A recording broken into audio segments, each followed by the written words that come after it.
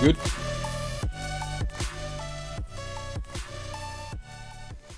Turning down the right music this time. Winning. Yeah, everybody's week going well?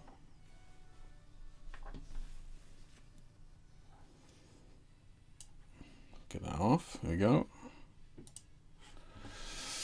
Yeah, let's have a look. Let's get that turned off.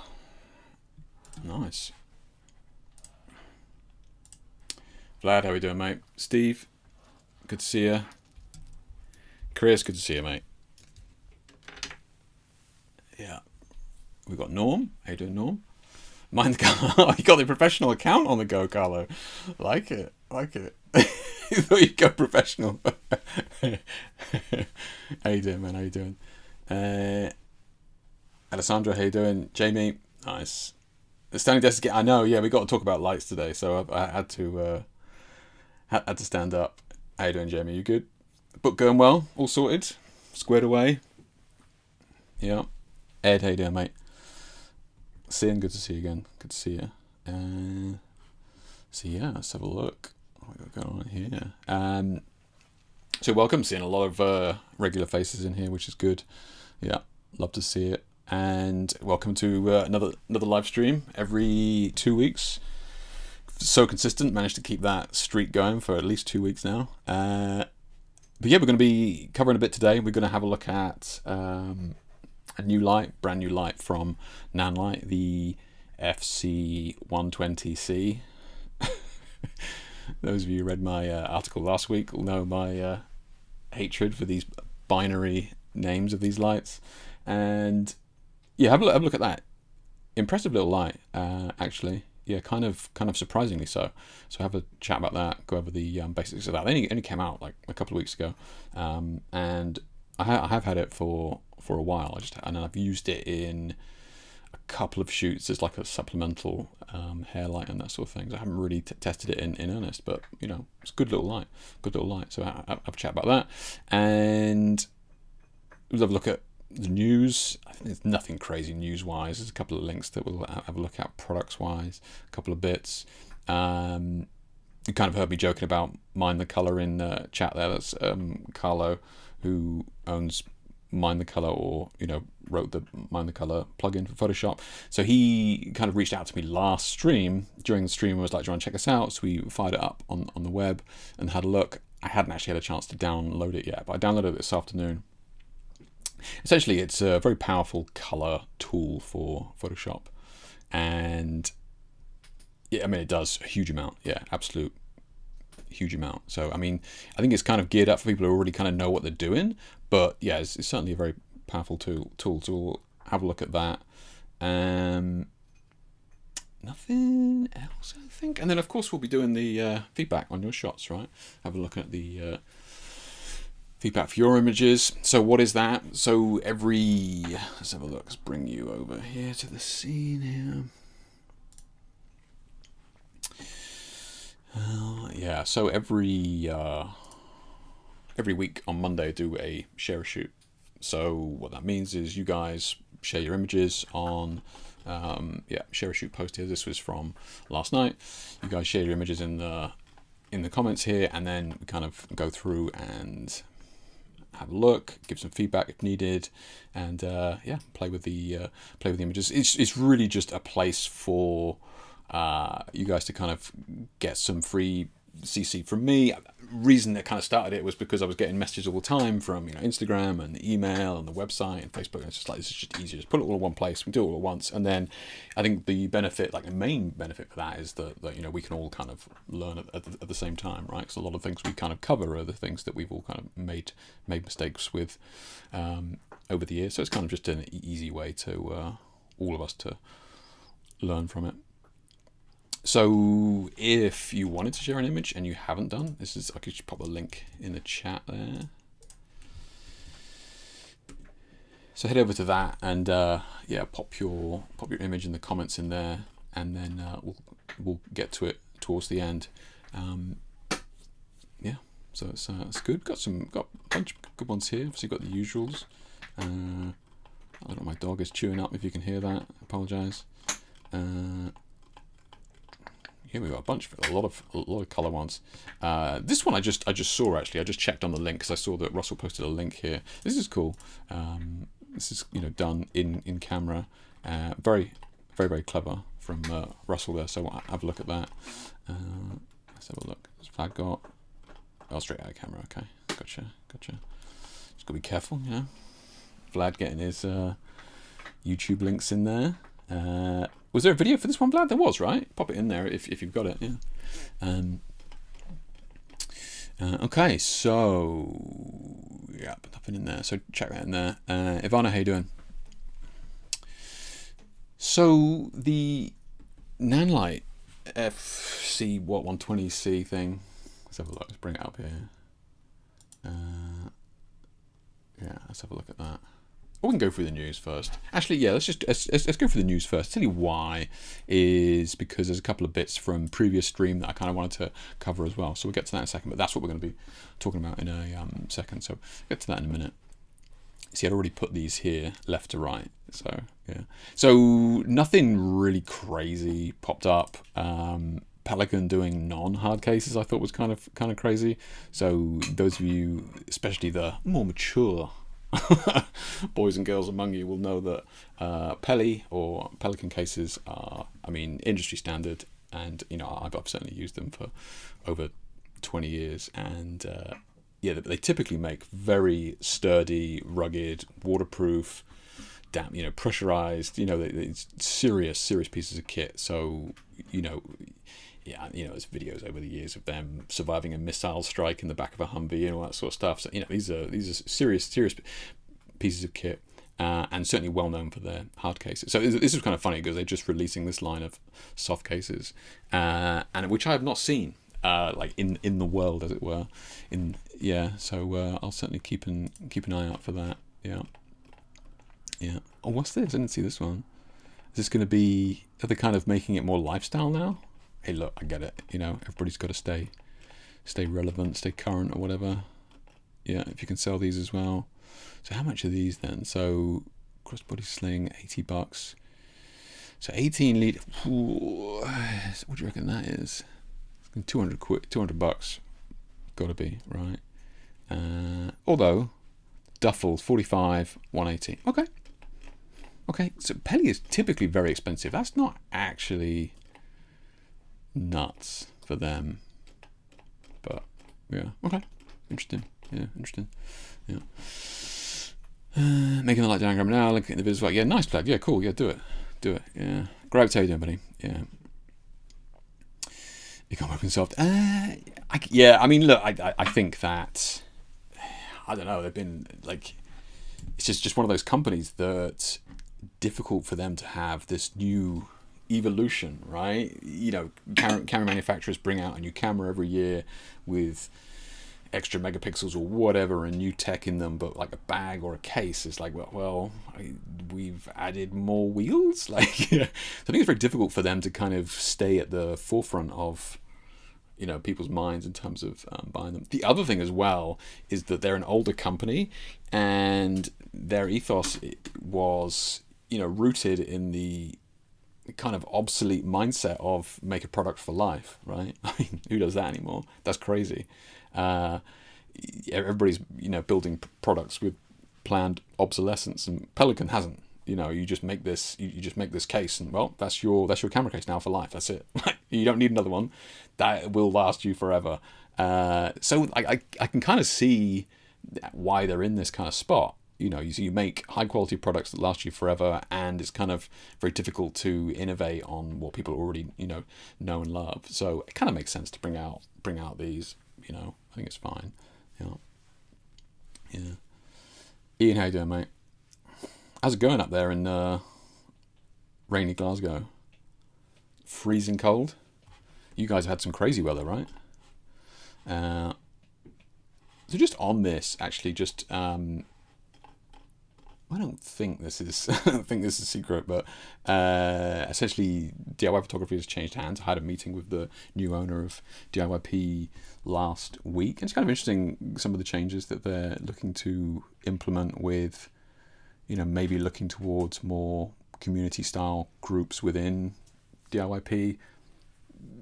sharing images is one thing, but education is something else they could push towards as well. So it'd be interesting to see how DIY photography kind of push the brand forward. In fact, can I ask you guys, does anybody like care about photo news? Like, do you go, oh yeah, I'm always on Petapixel, like every morning with my coffee I'm on Petapixel checking that out, or yeah, I'm signed up to F-Stoppers, I get emails from them, or yeah, I'm always on DIYP every day checking the latest news and that sort of stuff, because like those are your three core ones now, right?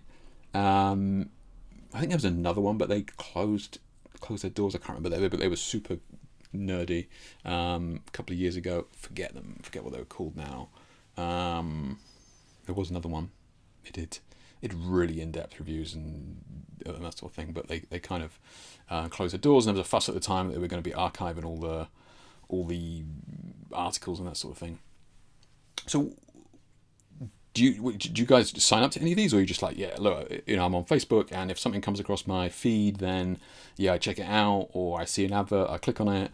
Are you guys following any of these kind of sites, or are you in any groups, any photographic groups that you're like, actually, this group's really good? And that's a serious question. Like, is there, because Discord is a thing, and I kind of think Discord is a bit hit and miss for photographic groups.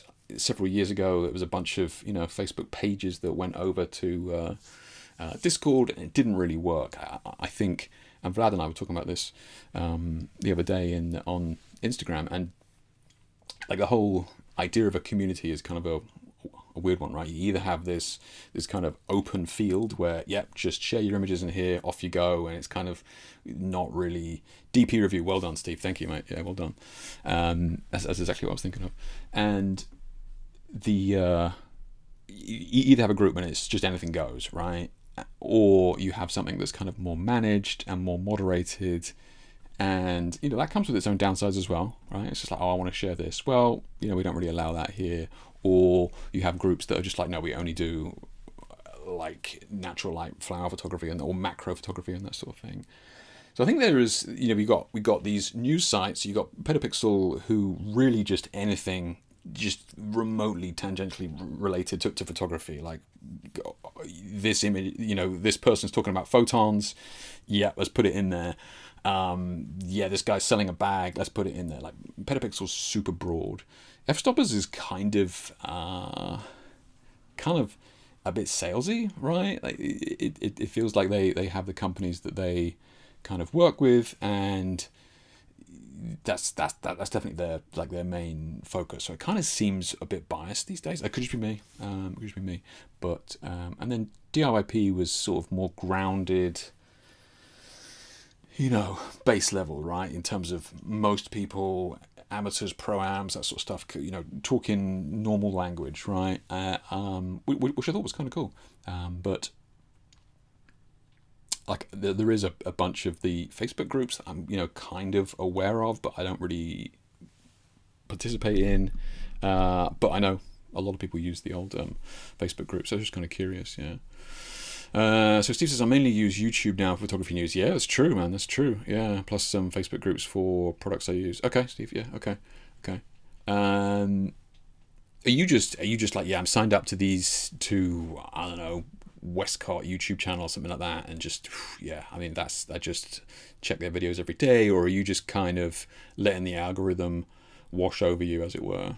Just, I'm kind of, curious, because I think that's kind of what happens to most of us, right? You click on a couple of YouTube videos and then that's it, you're done. That's all you're seeing now. Because I think, so Adorama do a lot, right? They do some streams and that sort of stuff, and they have like a video every day or something. Adorama's really hot on it. I think it's one of the best for it, because it seems like they spend a lot of time and energy on their YouTube channel. You've got that guy who does his live streams every now and then from the studio, and then they've got video every day or something. I think it could be every day, maybe not every other day, but they certainly have, and they've got some big names doing videos for them as well. It seems like they really push it. Nobody else springs to mind though. Yeah. Zagreb says Discord is cool, but it's hard to try and keep everyone active. People lose interest fast there. Interesting, Grebs. Yeah, you're absolutely right. I think you hit the nail on the head. Yeah, I think the one of the things that makes the Facebook groups work, right, is because you kind of like, maybe I'm already on there, right? I'm checking out what somebody else is going on, and then I'll check out the group that I'm normally a part of. Like, you really have to be kind of, like you say, active in Discord already. Like, you're not really browsing Discord. Well, I'm certainly not, unless you know, I suppose tech bros are, crypto bros are, but you're not really in there browsing, so you're not really there for any other reason apart from, I need to check in on this group, sort of thing. So I think, Facebook does well because of drive-by groups. I was already here anyway. Let's just see what's going on in here, and that's then off you go. You're down the rabbit hole. Yeah. Every now and then I check Petapixel and some other similar website, but not as much as I used to. Yeah, I mean, I used to check Petapixel a lot, but again, it's very broad now. And look, all these guys are going to make money. Yeah, look, all these guys. I know it sounded like I was making snipes at f-stoppers there, but everybody's got to make money. Like they need to kind of attach their wagon to something, and like they need to get some money for running that website. And I mean, DP Review closed, for Christ's sake. Like, that was wild. No, I mean, I don't know the business end of it, but those of you who have been around a while know that DP Review was massive. It's huge. It's a monster, absolute powerhouse in the photographic industry online. And it's just like, can't make it work. And not only that, we're just going to burn the server. Now, granted, people managed to make that, archive all that stuff, but yeah, it's kind of crazy. You see, like, DP Review couldn't make it work. It's wild. So look, yeah, I get it. All these guys have got to kind of make money, and if Petapixel's got to put out more articles and there's nothing photographically really related, then they got to put something out to get the clicks. I get it. Yeah.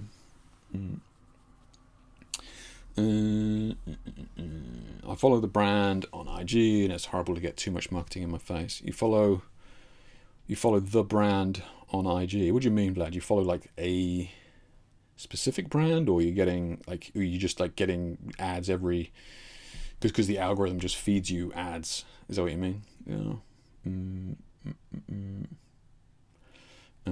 Would love to see more work from Togs. Okay. Yeah. Do you mean maybe follow it up? Yeah. Follow gear brands. Oh, I see. You follow gear brands. I see what you're saying. Gotcha. Yeah. So you're following like tripods or cameras or something like that. Gotcha. But you're not really seeing. Yeah, you're not really seeing photographers' work. Yeah, you're just seeing. It's just a constant stream of adverts. Yeah. Yeah. I see that. Yeah. I think I'm the same. I follow a couple, mainly because I've worked with them. I have to, but yeah, I don't typically tend to follow brands. Yeah. Mainly let YouTube choose. Yeah, I agree with Vlad. I believe sometimes brands just put content for the sake of putting out content. It's not that interesting. It's tough, Crabs. Yeah, and it is one of that. Like you just got to keep feeding the algo, right? And like I don't know what the optimum rate is now, but it could be 3 to 5 times a day. In terms of optimum advertising, and it is way too much. It's way too much. Yeah, especially when it's just trash.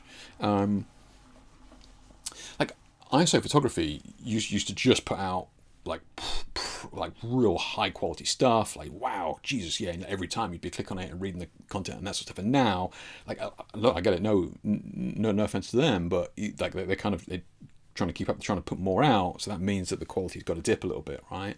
So it's kind of tough, So now they're kind of just posting any old, any old BTS. Young people are not on Facebook anymore. But yeah, I know, Vlad. I know. You're absolutely right. Yeah, you're absolutely right. It's just tough because of the interaction and the group ability that it has with comments, and you're able to have a conversation on Facebook, which you can't do on Instagram. It's just emojis, right? So yeah, but no, you're 100% right. Yeah, and I think the issue with Facebook really is that there's nothing wrong with it. It's just the fact that people don't want to be on the same platform as their parents, right? It's just as simple as that. It doesn't really matter where I am. I just don't want to be over there with them, right? So it's like, again, they're in a tough spot with that. Invisible groups currently are Nanlite and Rhodolite. Yeah. Nanlite again. Yeah. I mean, I've been talking a lot recently with the head of marketing there at Nanlite. She's worth her weight in gold, man. I've never worked with a company where the head of marketing is just on it the whole time, because she must be working with with a lot of people like me, but she's just on it, just instantly, always, and putting out stuff all the time. She's worth her weight in gold, man. Yeah.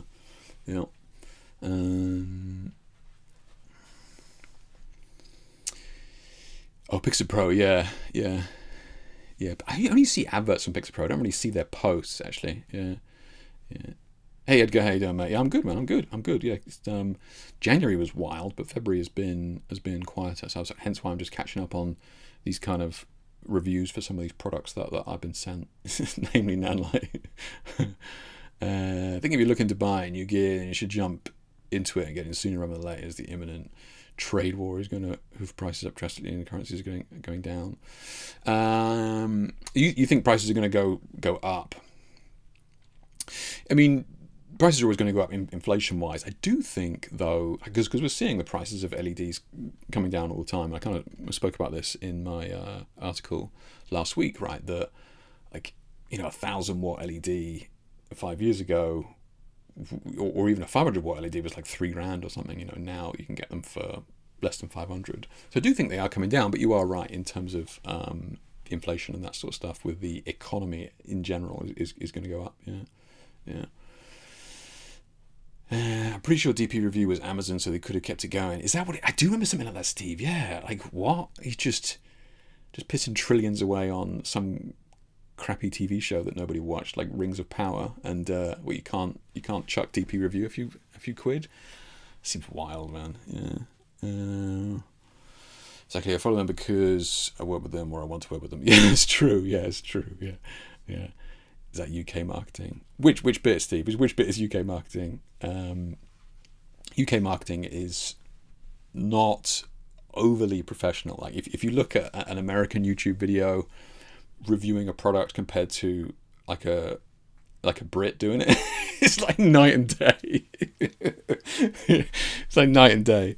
Each to their own. But I feel like the American audience will tolerate being sold to more than the European and Brits will. And what I mean by sold to is, get this, guys, it's amazing. I think it's really good. Like you can't sell anything in the UK like that. You just get fired out of a catapult.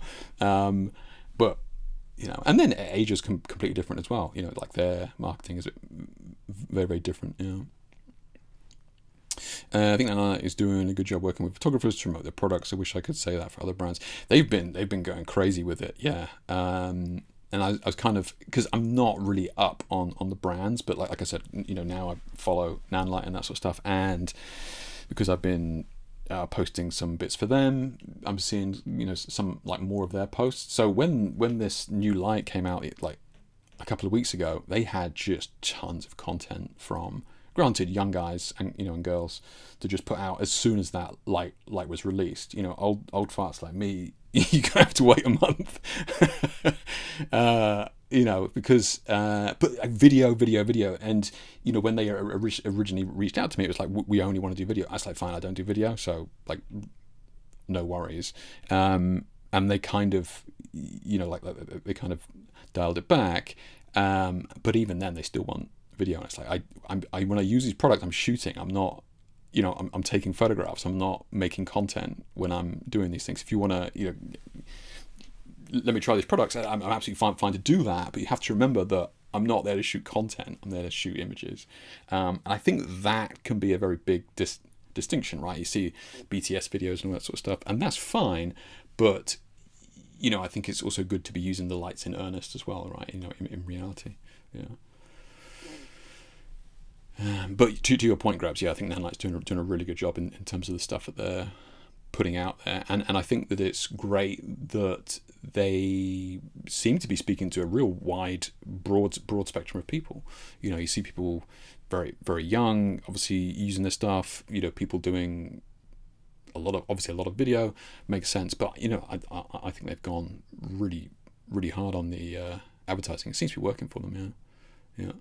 With those becoming more restrictive and users having to bend to the rules, change often, there is an opportunity for off-meta community to thrive. I agree, Ian. Look, Ian. I couldn't agree more. But I feel like we've been saying that for years. That's the thing, right? And just nothing really sticks. I mean, how many have we had? Like, Vero? What happened to that? That's gone. God, there was another one by young lady Z Motion. Photographer, and you know, I kept meaning to follow up on her platform. I've forgotten what it's called, but Z Motion brought out a platform that went real busy, and that's just purely focused on the artist side of things.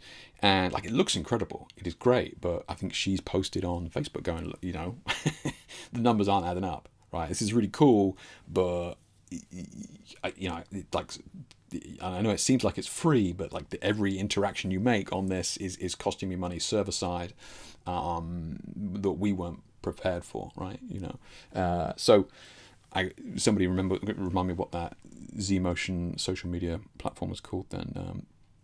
I suppose I could just Google it here.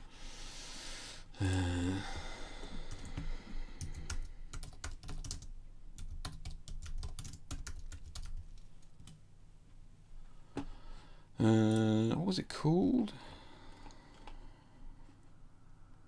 Kara, that's it. Kara. Yeah. So the app was called Kara, I think. Yeah. Building Kara, having questions. Yeah. Oh,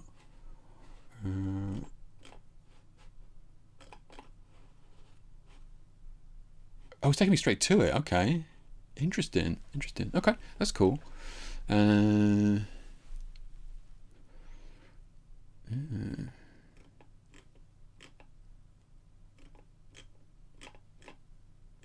Is anybody on this? I know I've spoken about Kara with you guys before, and some of you said that you have been on this, but this is really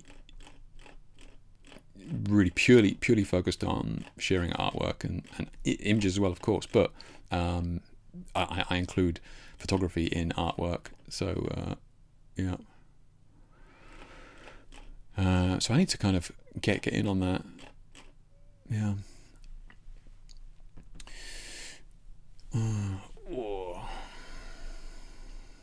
You one can hope. Yeah, exactly. Yeah, the Nanlite marketing. Yeah. Is there a Nanlite marketing department in the UK? Or no, I speak to a lady. I'm not sure where she's based actually, but definitely in China. I don't think it's Hong Kong. Could be.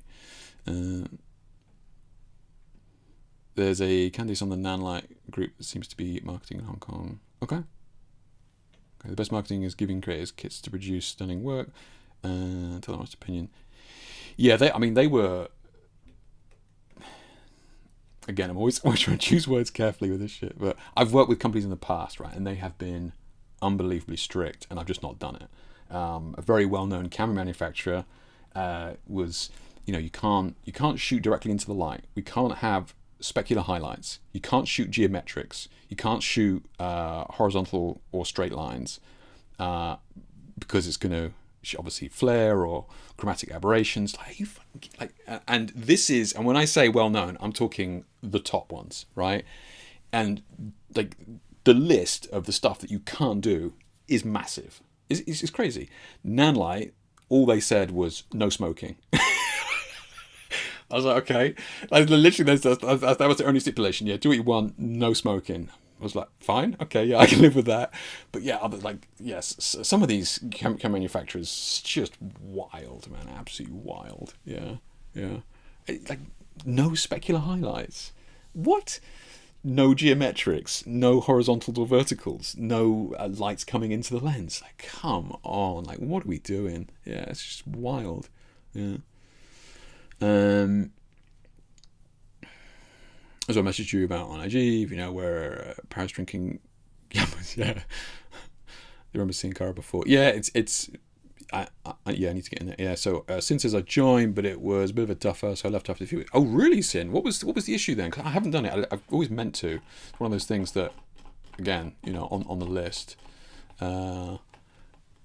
Yeah. We got artwork categories there.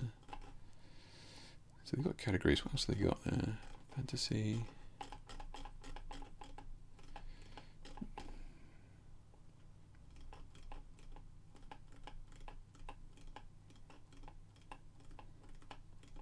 Is it just artwork? No, it's photos, isn't it? It's photos. I don't know why I'm. Yeah. I don't know why I can't explore.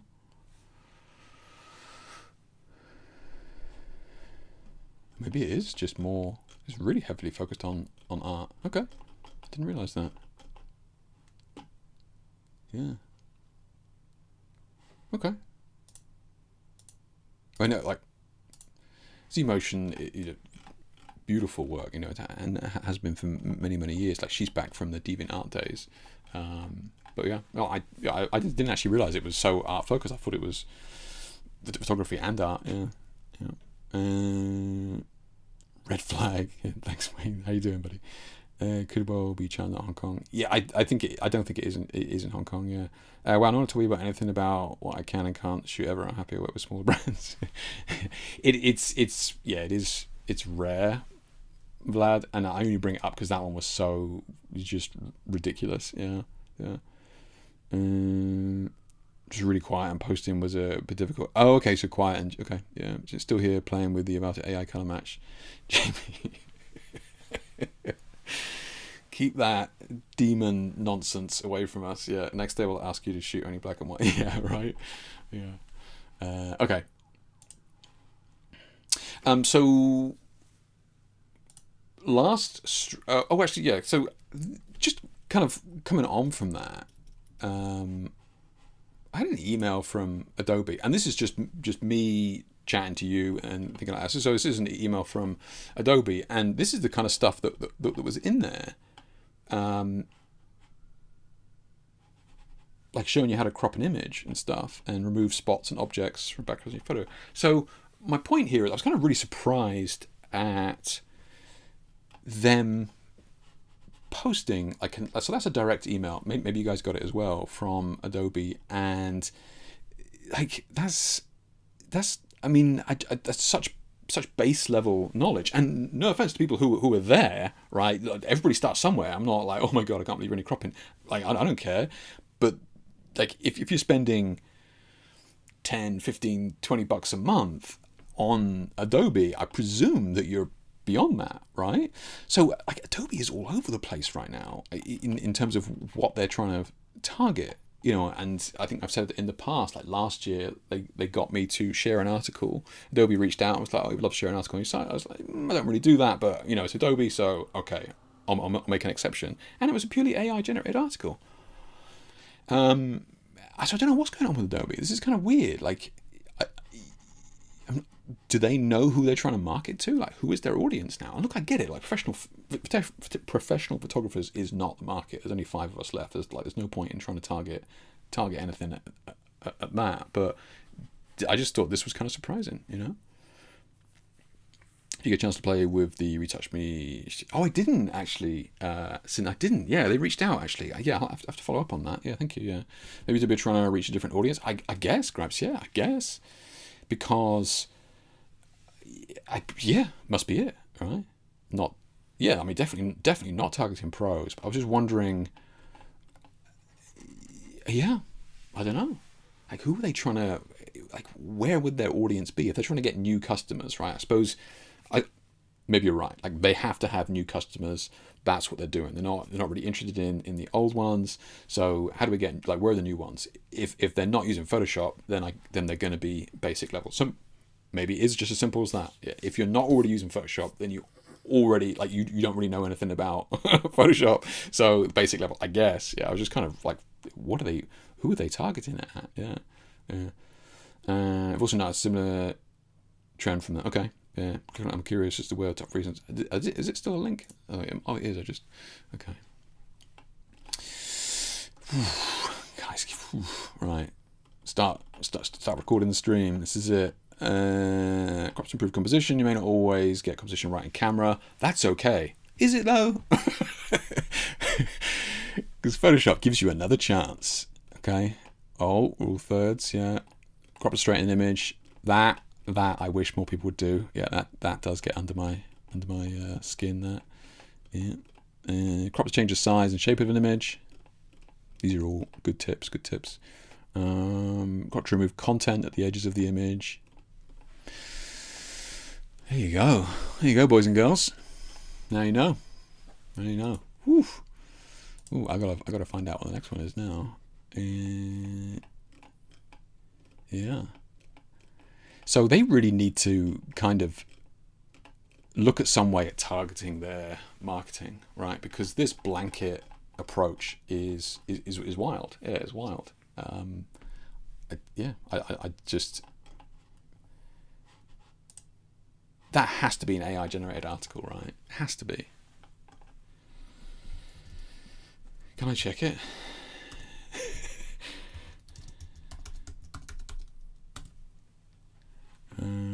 AI detector, will it let?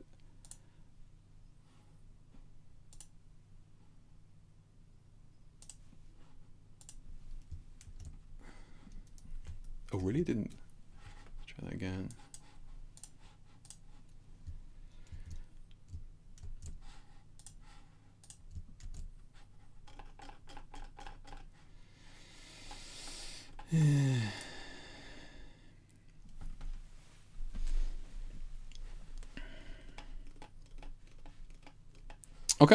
Okay. So you got to remember, right, that a lot of this is the code in the bottom here. So if we strip out like this code here, yeah, there we go. So if we take out this crap at the bottom here.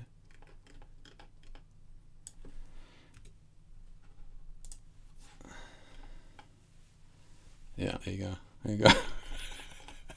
What are we doing, guys? What are we doing? Hey, I don't know. What are we? Yeah, it's. Man, it's just I'm lucky I'm old, man. I've only got a few years left. That's it. I'll let you young people deal with this nonsense. I want no part of it. Oh Christ. I think cropping is super bad. You mess up lens characteristics. Vlad, yeah, I 100% agree with you on that. And so what Vlad's kind of talking about there is, let's just say you're in a studio, right, and you're trying to go for, in your mind you're setting up the lights for this nice kind of headshot, right? Now maybe you'd be typically use like an 85mm, maybe a 105, nice, like press that in. You just want the headshot and that sort of stuff. And I see a lot of people shooting at 50. I want to zoom, whatever, 60mm, and like getting like the most of the body in and going, oh look, this is like a 80 megapixel camera. I can just crop in afterwards, right? Now, please don't. So technically you can crop in, right? You've got it's only going to be on Facebook or whatever. It's only a headshot. I don't need, I've got tons of data. Yeah. But what that is saying here, that you are changing the characteristics then of the lens and everything. Like you're not utilizing that lens properly. You just don't. Just if this is what you want, get it in camera. Like crop in a little bit, fine. Okay, I get it. Yeah, fine. You got to crop it for Instagram, fine. But yeah, this idea of let's take a picture of the whole room and then crop in on the bit that I want because it was shot on a 100 megapixel camera or whatever is wild. Yeah, it's wild. Adobe trying to reach anyone who'll pay their subscription, getting to be an IG of the editing world, trying to suck in new customers. It's got to be sin, yeah. And look, I think it might even be one of you here talked about the Adobe stock price, right? I think they're hurting. I think they're hurting. Let's have a look. So what do we got?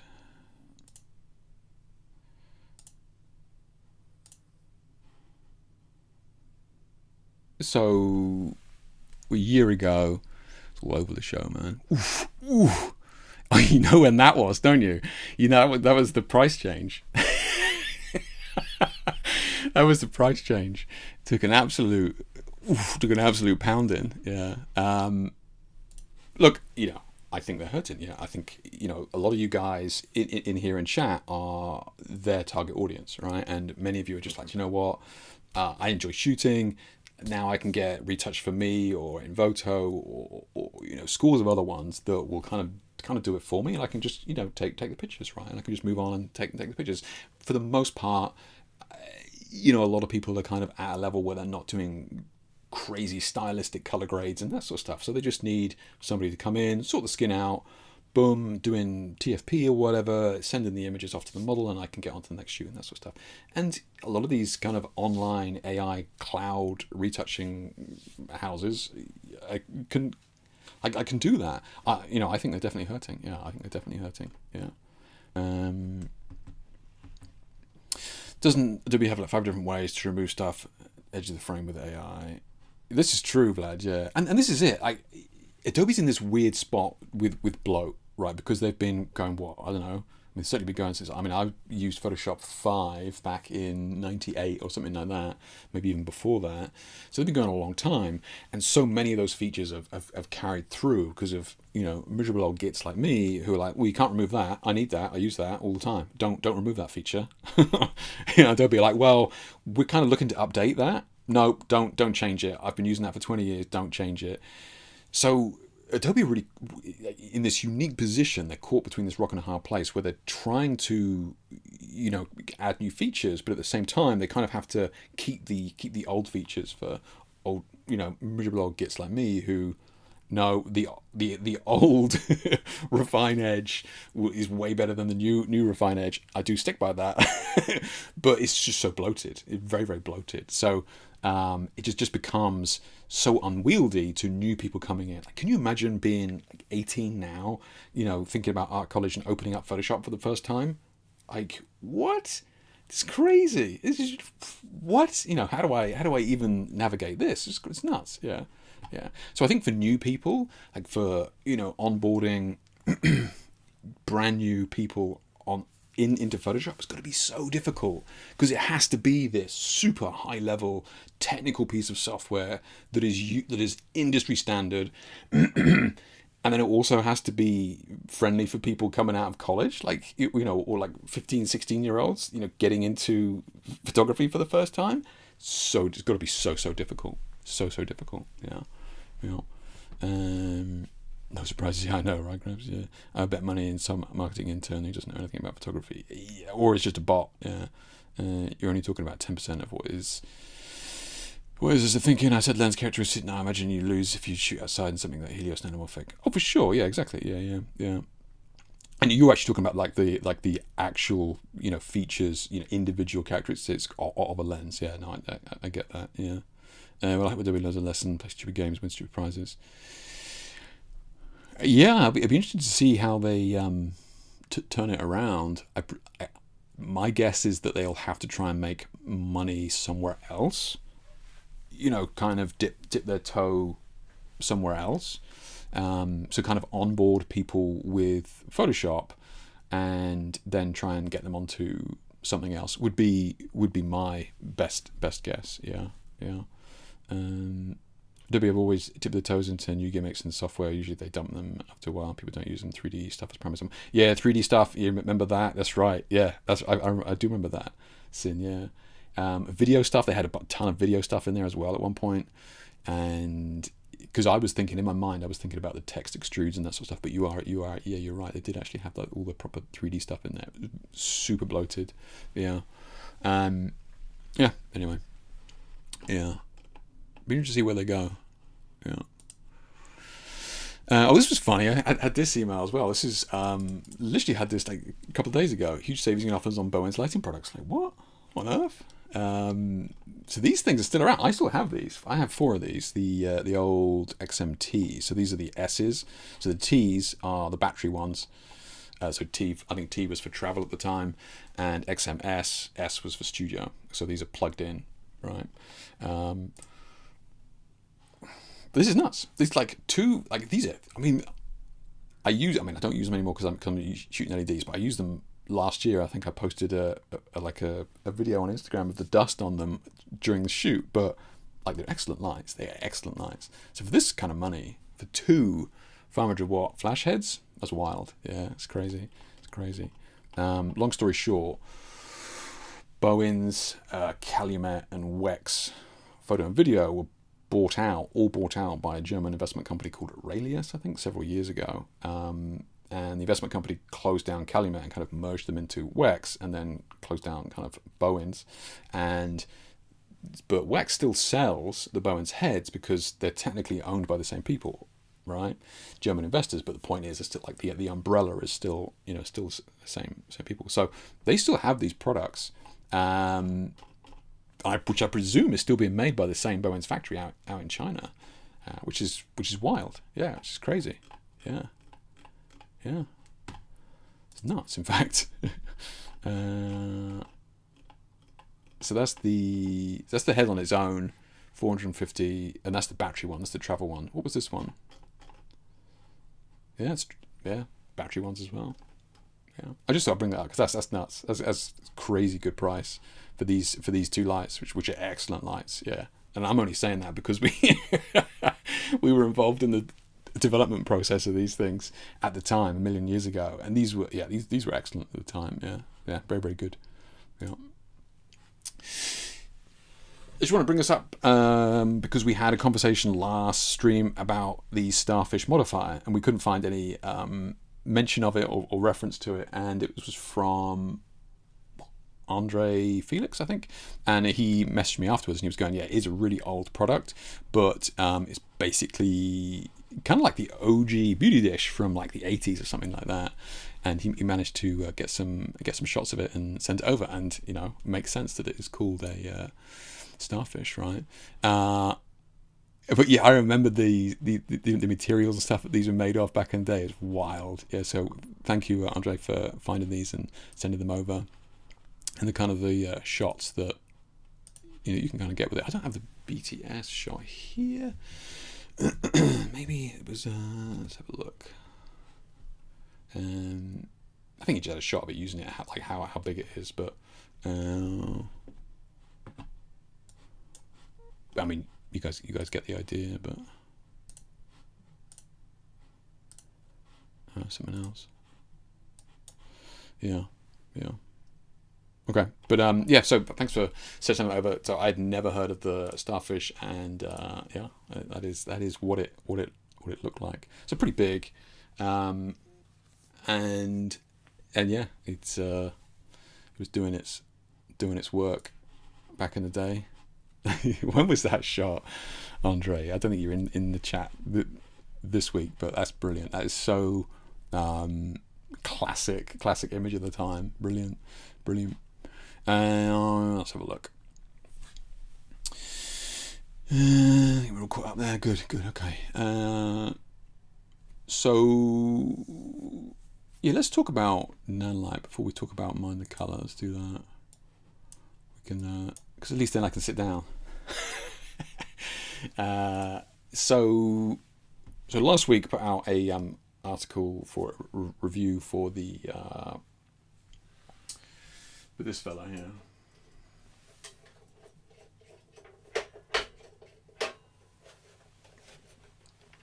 So this was the FC-500C. So this is 500 watts, and it comes with a big pack and stuff that's super clamped to the stand, all that sort of stuff. So this is a proper unit that is it's really designed as a heavy use studio light, right? This is very well made.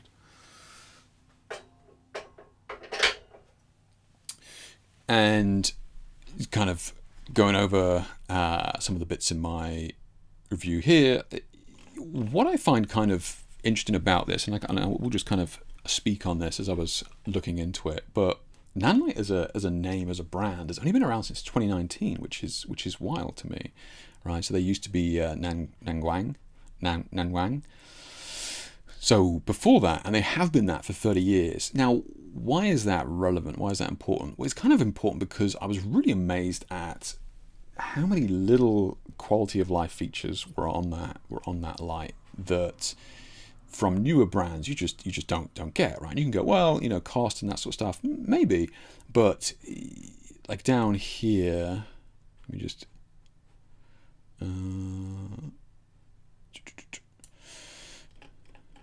yeah, so being able to hang the, this new one's got it as well, but hang the pack on the stand, like simple, right? But so many others don't do it. Like the thumb screw is nice and big to actually tighten it up. That thumb screw as well. This is what I'm talking about. So this is, nice and big to tighten it up. This also, you can't undo it and it flies off, right? Every other light I have does that. Super annoying. But yeah, ability to use the gels within the light with tungsten and daylight kelvins. There's a lot of little things about that head and that light that immediately spoke to me about this is a company that has kind of been listening to their audience and users over the years. Because there's no way you make that with all these, so many little quality of life things in there. And I've really only used it for one proper shoot at the moment, and all these little features kept coming out. You just don't kind of come across building your light in that way, overnight, right? So it really does speak to the kind of heritage that Nanlite has. And I was kind of really impressed with it. There's just so many little things, like like the handle can be moved wherever you want, that sort of stuff. Like putting it down, it's it's not rolling around. The heat comes straight up rather than out the side into your face and that sort of stuff. There's a huge list of quality of life on that product that was very interesting to me, considering you guys know I've done a review for a bunch of lights over the LED lights over the last couple of years specifically, and they're fine. Those lights did what they said they were going to do. They were the right brightness, and they could change the color. Cool. But I think in a world where we're kind of spoiled for choice, right? This thing is very well made and very well thought out. Yeah. So that kind of really struck me. And I didn't really see a lot of other people kind of mentioning it because they're just talking about the power and that sort of stuff. This as well. Vlad, did you see this? Did you see how consistent this was across the range? Pretty wild, actually, because this is just the Kelvin of the light being fixed to the Kelvin of the camera and taking colors to see how much it shifts. This hardly shifted at all. Yeah, really impressive. I would like to speak to somebody at Nanlite about the idea behind this construction here, this lens construction, as to what it's supposed to be doing. It seems to work, but I was just kind of interested about the theory behind it. Okay. So if you haven't seen that, there's no way you didn't see that review. For Christ's sake, I put it everywhere.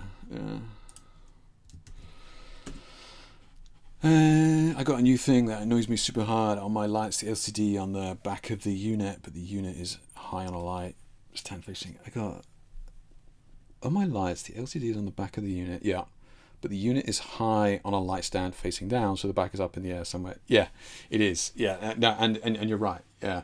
The other thing I kind of mentioned here is things that I liked down here was the fact that I was able to comfortably, I think,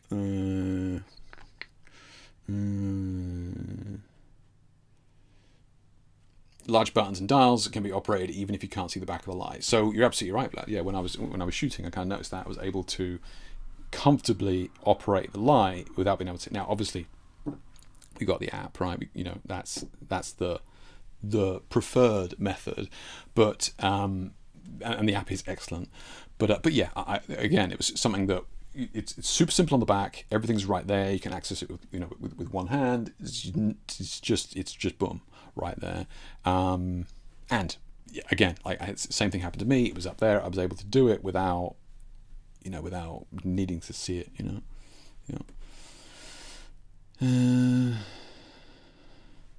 Haven't seen the color being a bit off at the exact end as expected, but that's impressive. Yeah, it is. Yeah, it is. I was. Yeah.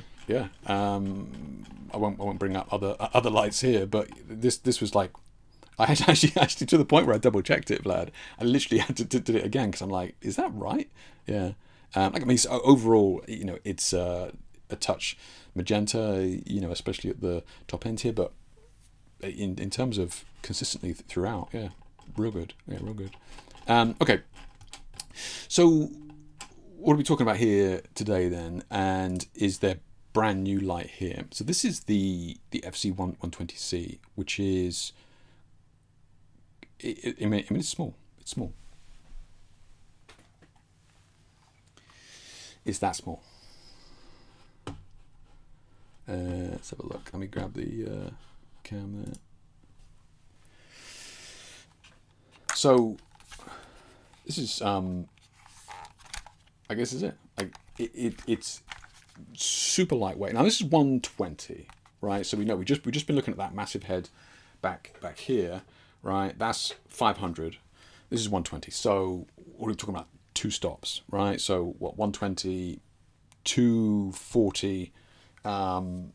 So what, that takes us up to like 480 or something like that, 490, something like that. So just under 2 stops. Okay, so we lost 2 stops of power here. So what is kind of like the what is the real world power of this? Let's see. I'm pretty sure I put, yeah, here we go, for reference and to give you some perspective on the actual brightness of the, I know you can't see my screen, for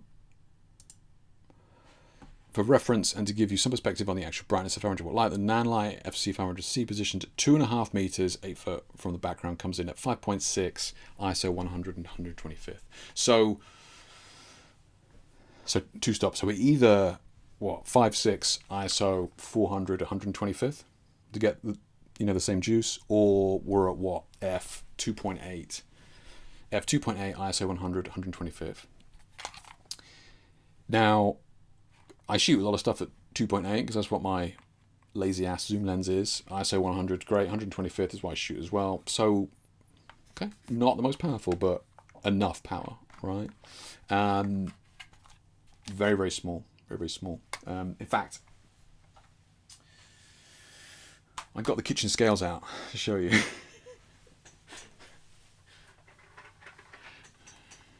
So I wanted to see. I mean, I'm sure we can read the spec sheet, but I wanted to kind of see. So we're looking at here the 2.5 kilos for this little fella.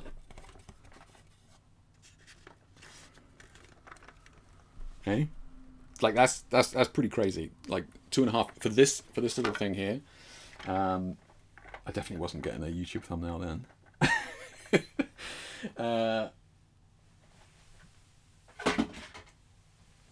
Very lightweight. Now, one of the major differences being here is that this isn't S-fit. I forget what the Nanlite version is called, but it's a little bit smaller. So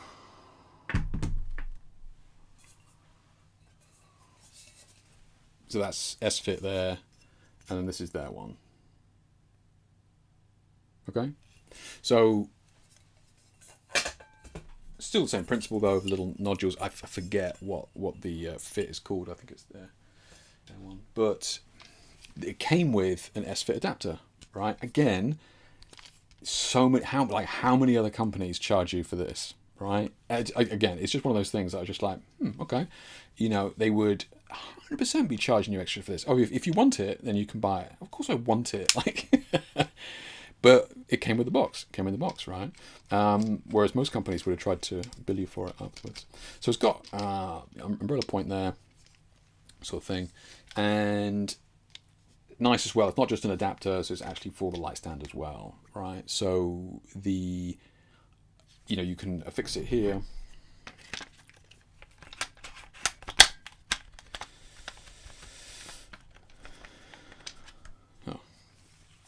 I got this in the way, my bad.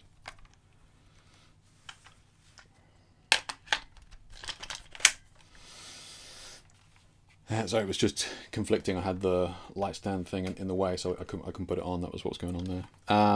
So super flush, right? And then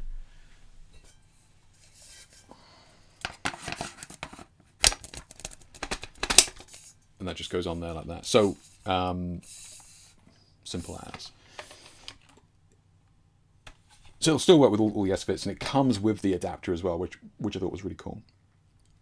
So I was going to say, oh yeah, this here. So this attachment point here is nice because it means that you're not having like this little light trying to take all the weight of a heavy modifier. This is going to be taking like kind of the weight of the modifier, and then hopefully this thing here at the back is going to try and counterbalance. If you have a big modifier on here, like softbox, something like that, it's going to be here, is going to be more balanced than if it's way back here and the softbox is dragging it down out there. So again, nice touch to have that. Let's put that on there.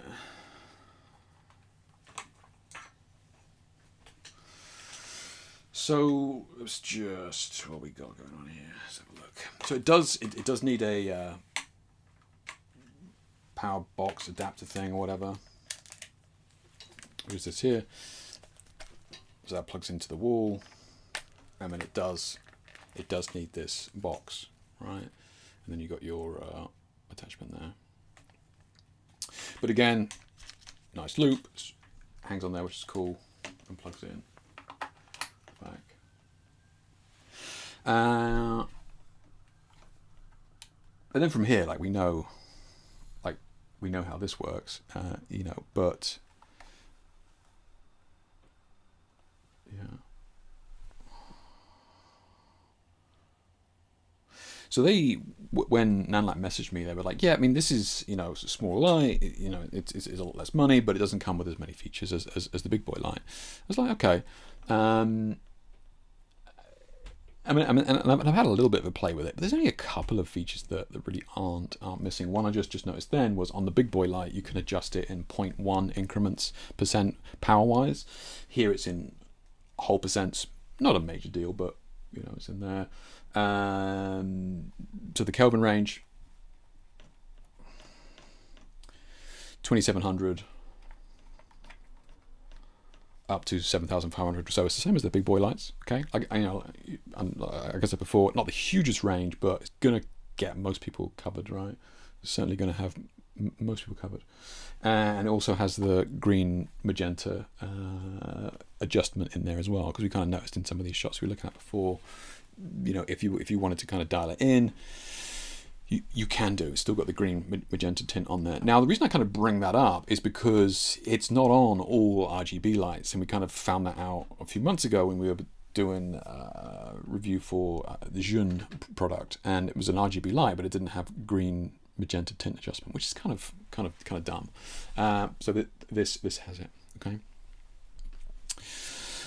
Let's have a look.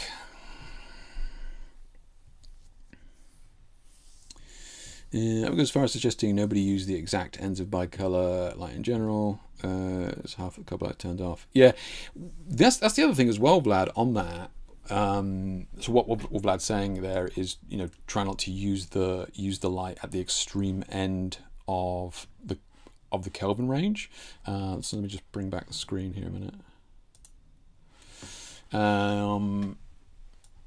Yeah, so what Vlad's saying here is, I wouldn't go as far as suggesting nobody use the exact ends of the bicolor. So on this would be 2700 and 7500. So what's interesting about this, Vlad, is I haven't adjusted the exposure in these. Which again, I was surprised at. I haven't adjusted the exposure.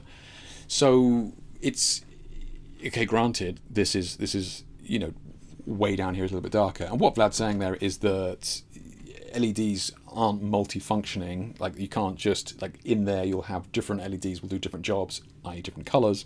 And for the most part, when you're using the light at the bottom end, like 2700, some of the LEDs are not even on because they're the blue ones, and like we only need the orange ones right now. Yeah, so you don't have as much power. Same at the top end, we were only using the blue ones, we don't need the orange ones right now, so they're not on. So but again, like only when it goes down to, like, the exposure wise here is pretty even, then as soon as it dips down below the 3000 probably it gets a little bit darker, but for the most part it's pretty even exposure. Yeah. I'm sure most of that way is cooling. Yeah, exactly right. You remember the Jun Molus that we reviewed? That was a 500 watt. The thing was just like 5 fans. a chip.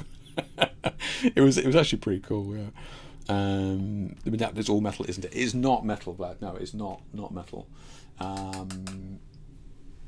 So yeah, valid point. If you were going to be putting heavy softboxes on that, don't know. It's a good point there, but it is not metal. No. What Vlad's mentioning is the converter adapter here. Yeah. Would you advise someone starting out to go strobe or LED? Assume they purchase 3-light setup. I think it depends on. I think it's a great question, Ian. I think it depends on a couple of factors. The money that you have, obviously, and the really where you're going to be shooting, right? If you're going to be, I think if you're like Jake, like I'm just starting out. I've just left art college, I'm eating beans on toast, and but I want to get it, into lighting. What would you advise? It's going to be flash, right? Because you can get a very powerful flash, S-Fit flash, for like £100, okay?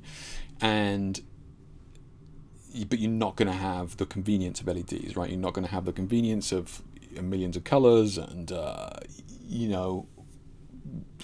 just you don't have to worry about flash. What you see is what you get. It's constant light. You can shoot video as well as as well as stills and that sort of thing. But let's have a look. So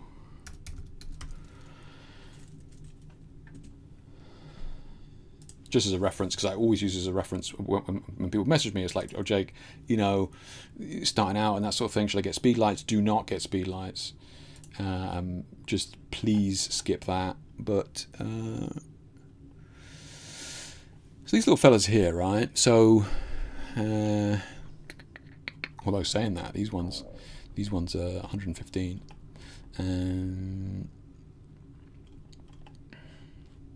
So these are the flash ones here. So we've got 200 watts. Yeah, 200 watts. So that's going to give you some juice. Let's see, how much extra do you pay if you want to get a little bit more power than that? It jumps up a lot, right? Yeah. So so here we go, 400. So 400 watts here is 154.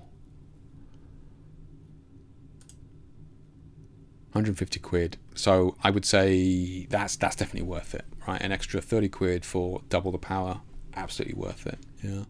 Now let's see here, because I just saw these LEDs here, which is kind of surprising.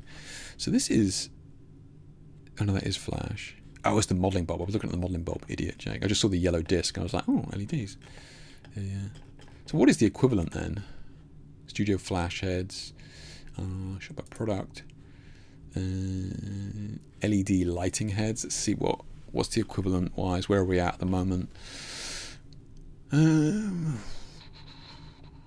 So look. So there you go. As a good example. So we just looked at a flash which was 400 watts for 155 quid. For LEDs, it's 100 watts for 155 quid. This is not going to be enough. Like it's just not.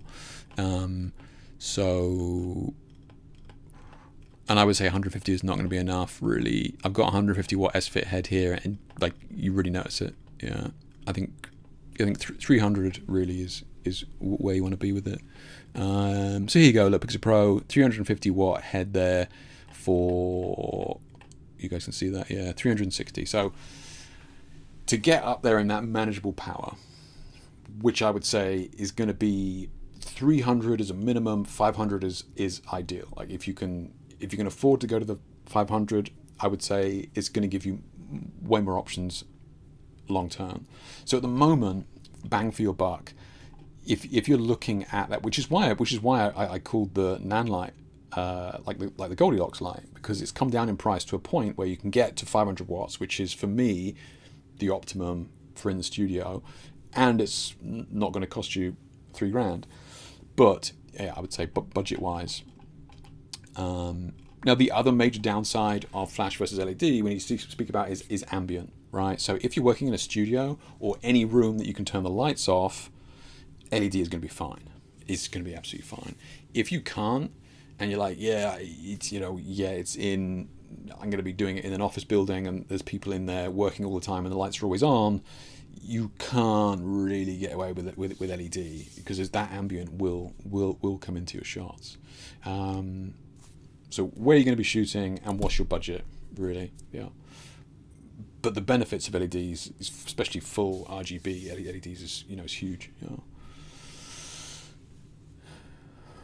I would go with LEDs. You can see what you're doing while moving light around, but you can get at least bi-color the most LED heads. So from Vlad's point of view there, lighting companies need to quit advertising watts and lumens or lumens. None of it ever helps me imagine how much light to expect. Just tell me how it stops.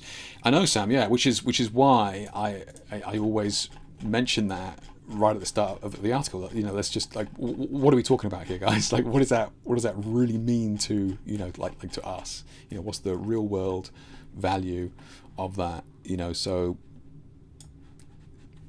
right, that's we all understand that language. 8 feet, 5.6, ISO 100, 125th. Cool. Okay, we all kind of know what page we're on there. Yeah, I agree with you. Sporting image LCD cob. Nice. Yeah, that's true. Yeah, great one, Vlad. Yeah, well done. Yeah. So what Vlad's saying here about shooting your light at the bottom end or the top end, if you're shooting at 7,500 Kelvin, you only be using these blue ones, and vice versa. So typically you're getting the brightest light, and when you're testing the light, you typically want to be around the kind of 5,500 Kelvin, 5,000 Kelvin mark. That's when all the LEDs are going to be on. Yeah.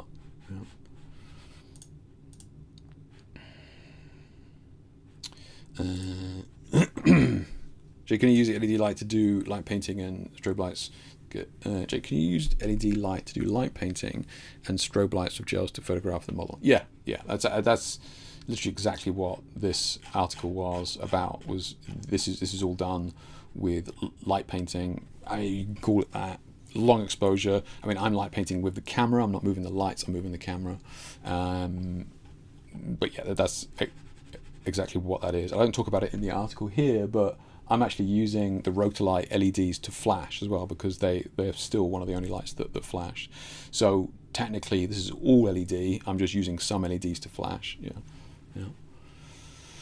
Started out on speed lights. I know, Jamie, look, I did as well. I did, which is why I don't want other people to do it, because it's just like, I guess it's all knowledge at the end of the day, but I think that if you can skip that, if you can afford to skip speed lights, or and what I mean by speed lights is really anything that fires light down that black tunnel. We want kind of like an exposed bulb to really get to grips with understanding studio lights, really. Yeah, but yeah, I think a lot of people did, Jamie, and it's a pain in the ass, because you kind of have to relearn stuff when you get into the studio. Yeah.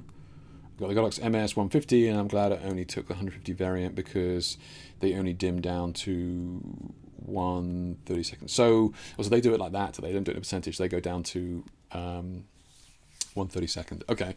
So you're saying is that you're glad that you picked up the 150 because it goes down quite low, and you were worried that because 132 on a 500 watt head would be way too bright for you. Is that what you're saying? Yeah. Because you do gel photo shoot using a ton of speed lights. I remember you showing a photo captured a long time ago where a photographer used to photograph a model. Yeah.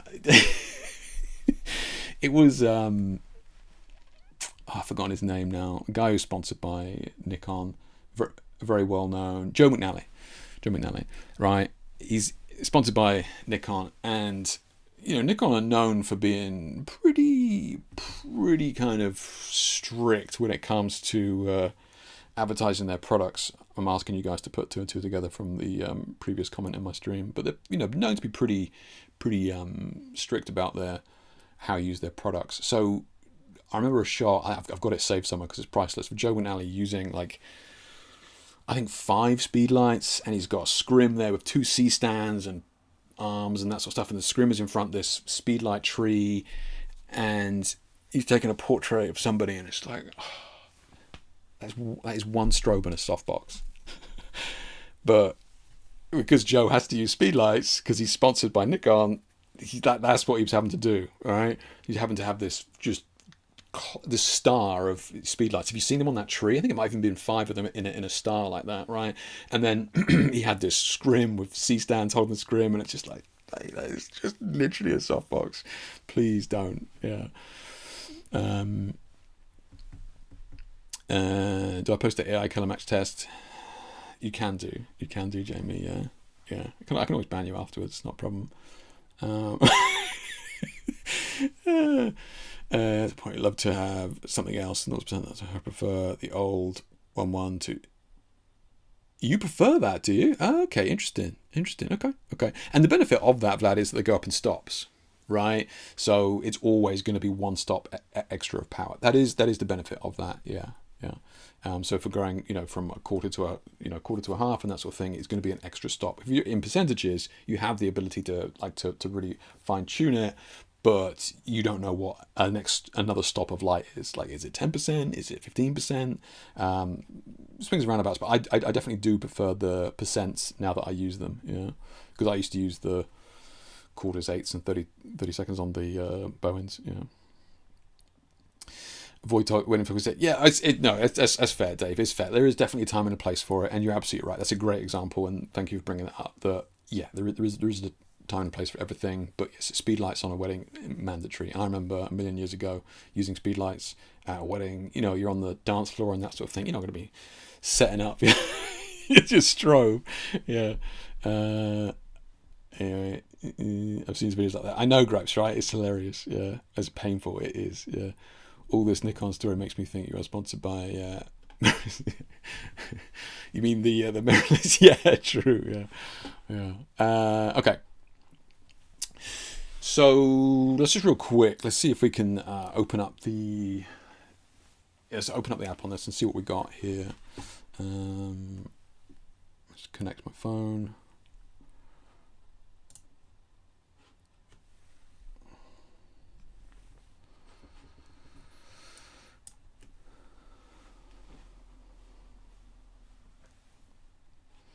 So let's see if we can find the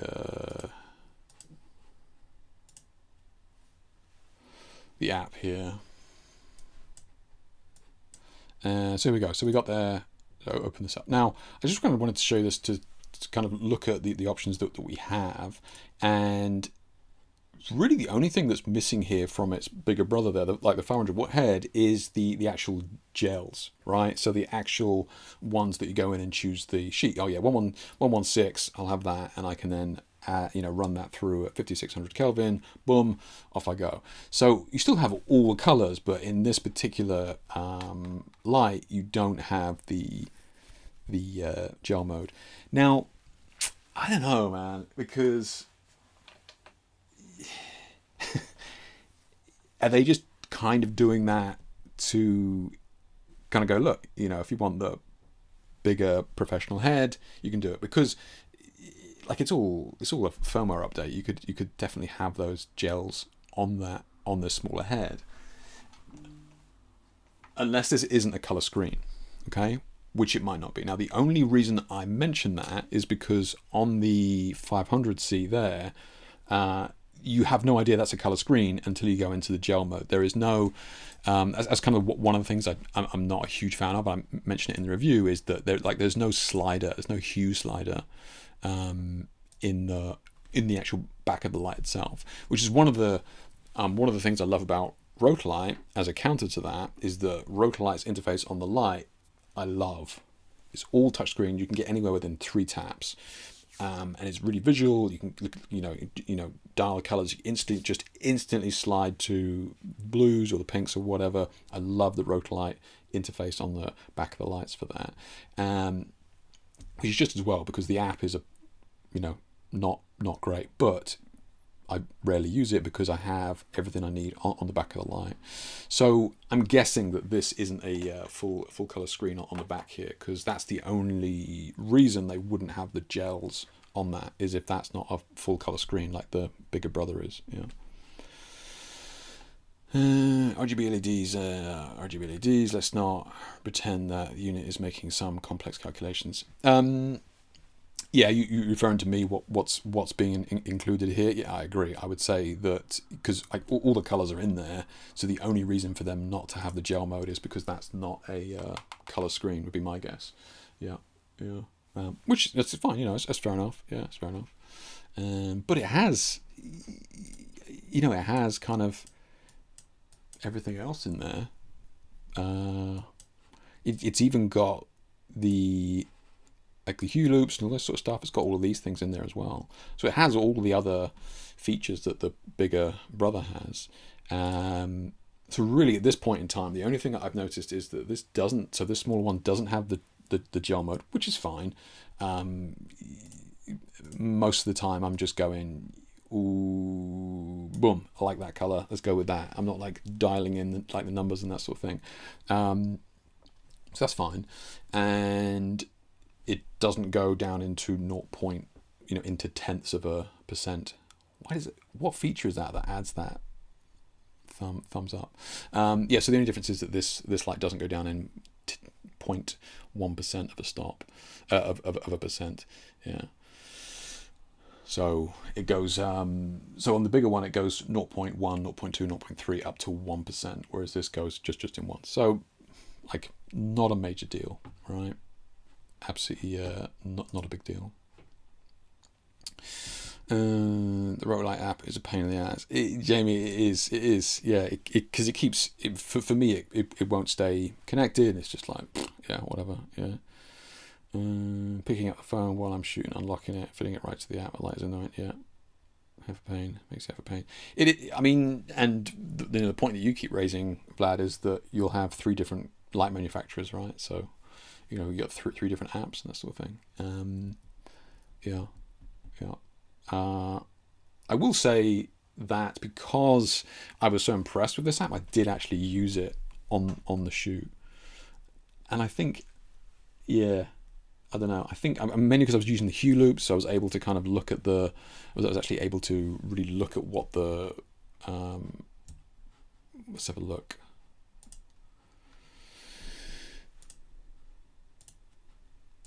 Yeah, so here, right, whereas on the back of the screen, you're just going, okay, I think I need 116 to 221.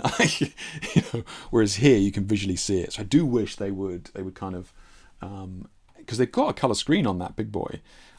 Yeah, it just would be nice quality of life if they had a visual thing, right? Because you're like, okay, I want to go to green. It's like, oh shit, do I need to go through red to get to that, or can I get it through the blue? I mean, just simple stuff like that. You just like, which is faster? Do I need to go all the way around to 250 to get to that, or yeah, just simple stuff like that. Would be nice to have it on the actual screen itself, because it is a full color screen. That's why you try and invest in one sister is, but yeah, it is. Even if it's one app, when you pick up your phone, you'll see a notification, get distracted. I don't, yeah. I tend to just, the other thing as well, and I've kind of done this for years, but if you're on a bigger set, I personally find it useful to get up and stand where that light is and kind of look at what it's doing, right? And I'm not just being some arty-farty guy here.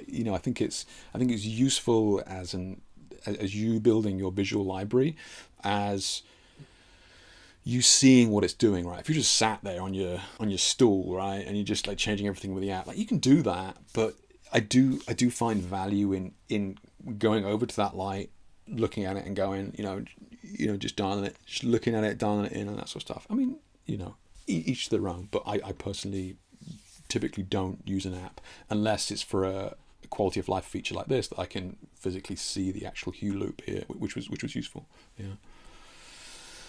I told you I did a shoot for Panavision or Panelux years ago, and that was crazy. It was just imagine infinite money to do a photo shoot, and that's kind of where you're at. So all the lights on set were all controlled by the guy controlling the lighting deck, and So he had this, light deck. I forget what it's called now. And then he had his tablet, and he was walking around with me with the tablet doing it all. I was crazy. I was just like, this is how the other half live, man. This is just lighting on easy mode. Yeah. Yeah. I think it's my phone for apps. I have a tablet basically as the screen is bigger, and also moving DMX control lights, which is okay if you don't want to switch. Yeah, that's true. Yeah, I'll take a control box that's fixed on the light stand and a few tactile buttons over an app any day of the week. It's fair. Yeah, it's fair. And again, that's kind of why I like that one. Because with Rotolite, this is going to sound weird, but finding the off-on button on the AOS's when it's up, it's like, why can't I not find that? Like, I know it's there. Why can't I find it? So with these, I do love the fact it's just like 2 buttons, 2 knobs. The knobs push in as well, so you've effectively got 4 buttons, and it's just you can access it anywhere. Yeah. I haven't really looked into Nanlite's app, but do they by any chance have an app for Mac or PC? Because I know other brands does. It could be handy. It's just for mobile. Oh, you mean control it from the... That's a good point. I mean, I'm controlling it here on the Mac, but I'm controlling it through the phone. I don't know, actually. I doubt it's on... Can you... I don't know, actually. Yeah, it's a good point. Like the Mac App Store is horrendous, though, isn't it? So I don't know, actually. It's a good point, yeah. Okay. Let's go now there. Job done. So, any immediate questions on this, or things that you can think of that you'd be like, oh, I'm interested to see what it performs like with this, or can it do this, or can it do that? Like Vlad said, oh, is that plastic or metal? So stuff like that. Is there anything? Because I can't put off the review for this forever. So if there's anything you guys want to know, I'd be interested. Oh, that's cool. Well, that's clever. Their actual umbrella unit hole goes straight through to sync up with the stand here. That's cool. That'd have been otherwise if you buy a different one that won't go through there. That's cool. So that you can put the umbrella through both stands. Yeah. Hey Cat, how you doing, mate? Rotolite touchscreen is a nightmare too if you try and move the light. That's a good point, actually, Dave. Yeah, I have done that. That's a good point. Yeah, I've definitely done that. Yeah, it's a good point. I think I mentioned it to him. Is there a way to like to lock this? Yeah. I know, Kat. I'm not normally consistent, but yeah, 2 weeks. Come around quick. Yeah, come around quick. Sorry, short attention span. Does it also have the color loop feature? It does, Chris. Yeah, it does. Yeah, I just had it up then. It has all of the loop features in it. In me that. Yeah, thank you. It might even be a point. What am I on here? I mean, this is a very low percent here in terms of power wise. One thing I did notice with the 500 watt is that it. Even when you're at 1%, you can still hear the fan. Like this, I mean, I'm stood right next to it and I can barely hear it. So I wonder how loud it actually gets. That's at 100%. Let's see when that kicks in.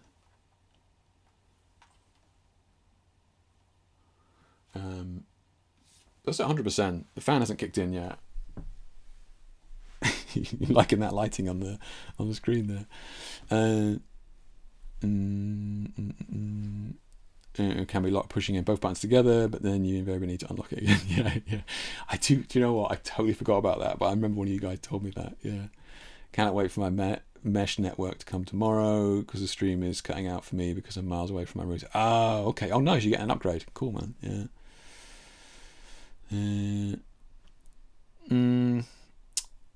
Oh, I don't know. I'll check the stream, Sin. Yeah, it should be okay. Is it okay now?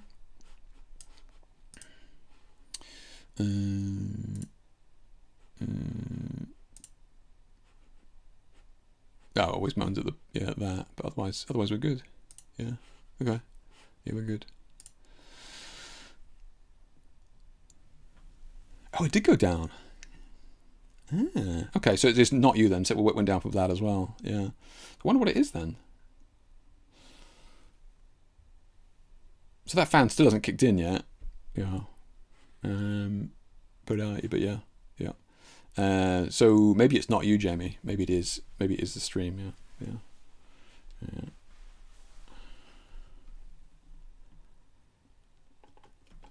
Yeah. So it must be on my end. Yeah. So look, that is bright. That's not kicking in yet. So I presume I'm actually kind of surprised at that. Yeah. But I will test it. Yeah, I will test it. Okay. So presumably the stream should be good. I mean, maybe it's because I was connecting the light through the phone, or maybe. Do you know what I mean? Same network. Yeah. I don't know. Could have been the phone, actually. Yeah, could have been the phone. Okay.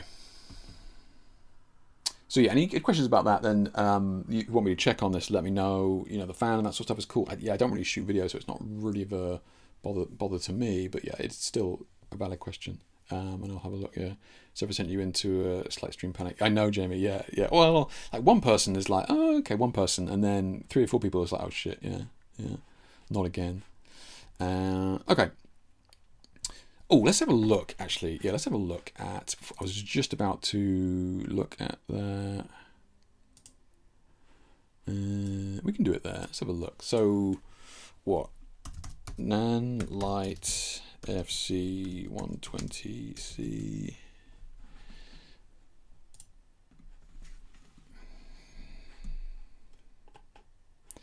So that's the bicolor. We want the... So the full color... So full color is looking to be average 250 quid. Yeah? 250 average. You can get it for a little bit less than that. I'm sure Vlad's got a code for Temu or something like that. You can get a deal, but okay, 250. So let's have a look. What about Amaran? Do they do a 120?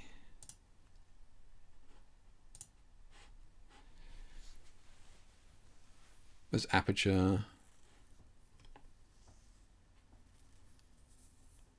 These are bicolor. Oh, look, these are 230, 300. Amaran.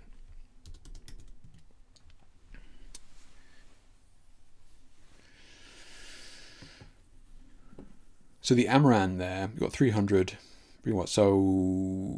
So look, that's twice the power of Amaran, and Amaran is like the knockoff aperture, right? And what else we got? Let's look at aperture, RGB.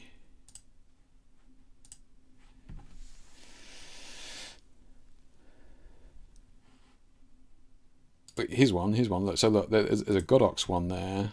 That's 150 full RGB. Okay. I actually brought that with me. I want to show you. I don't know where I put it. Oh, there it is down there.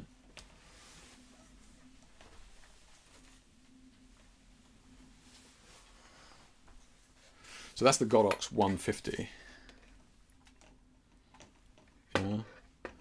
So that's where like the Nanlite head, this thing weighs a ton. So this is full RGB 150. This is full RGB 120. Now, granted, a couple of years old, but this thing is like that's the size and weight of a full strobe. So that's why I was kind of so impressed with that, right? So that's the Godox 150 full RGB.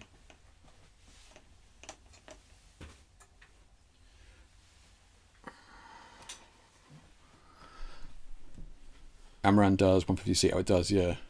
Hey, Nubib, hey, mate. How you doing? Welcome to Nanbro land.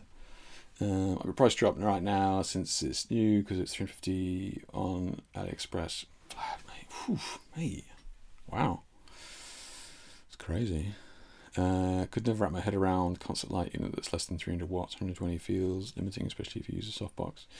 You're right, Sam. Yeah, because I mean, like the value that I gave you at 8 feet, 5.6, 100 ISO, 125th. is without a softbox. So a softbox is going to take off at least half a stop. Yeah, yeah. Oh, she's okay. There you go. So yeah, the Godox one, bigger, does have a full color screen, but bigger, a lot more expensive. So aperture RGB. So aperture typically does big boys. Maybe they might not do little baby power ones like that, which is what the Amaran's for, right? So I guess my point is that the Nanlite, I think, is positioned well at that price, whatever I said it was.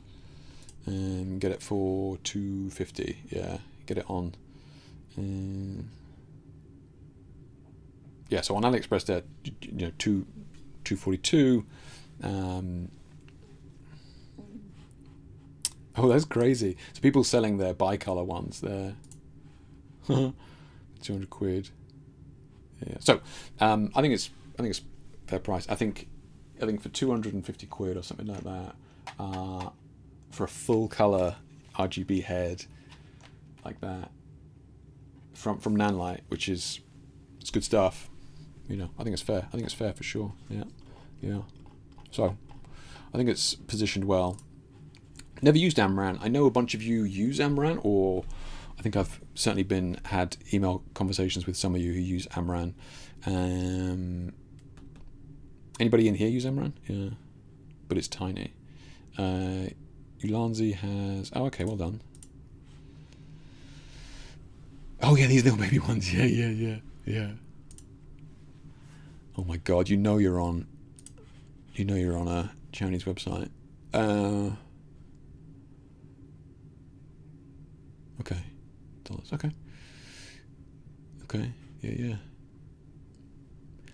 So that's kind of crazy, though. No, like, am I being mad? Like, that's not that much cheaper than the Nanlite one.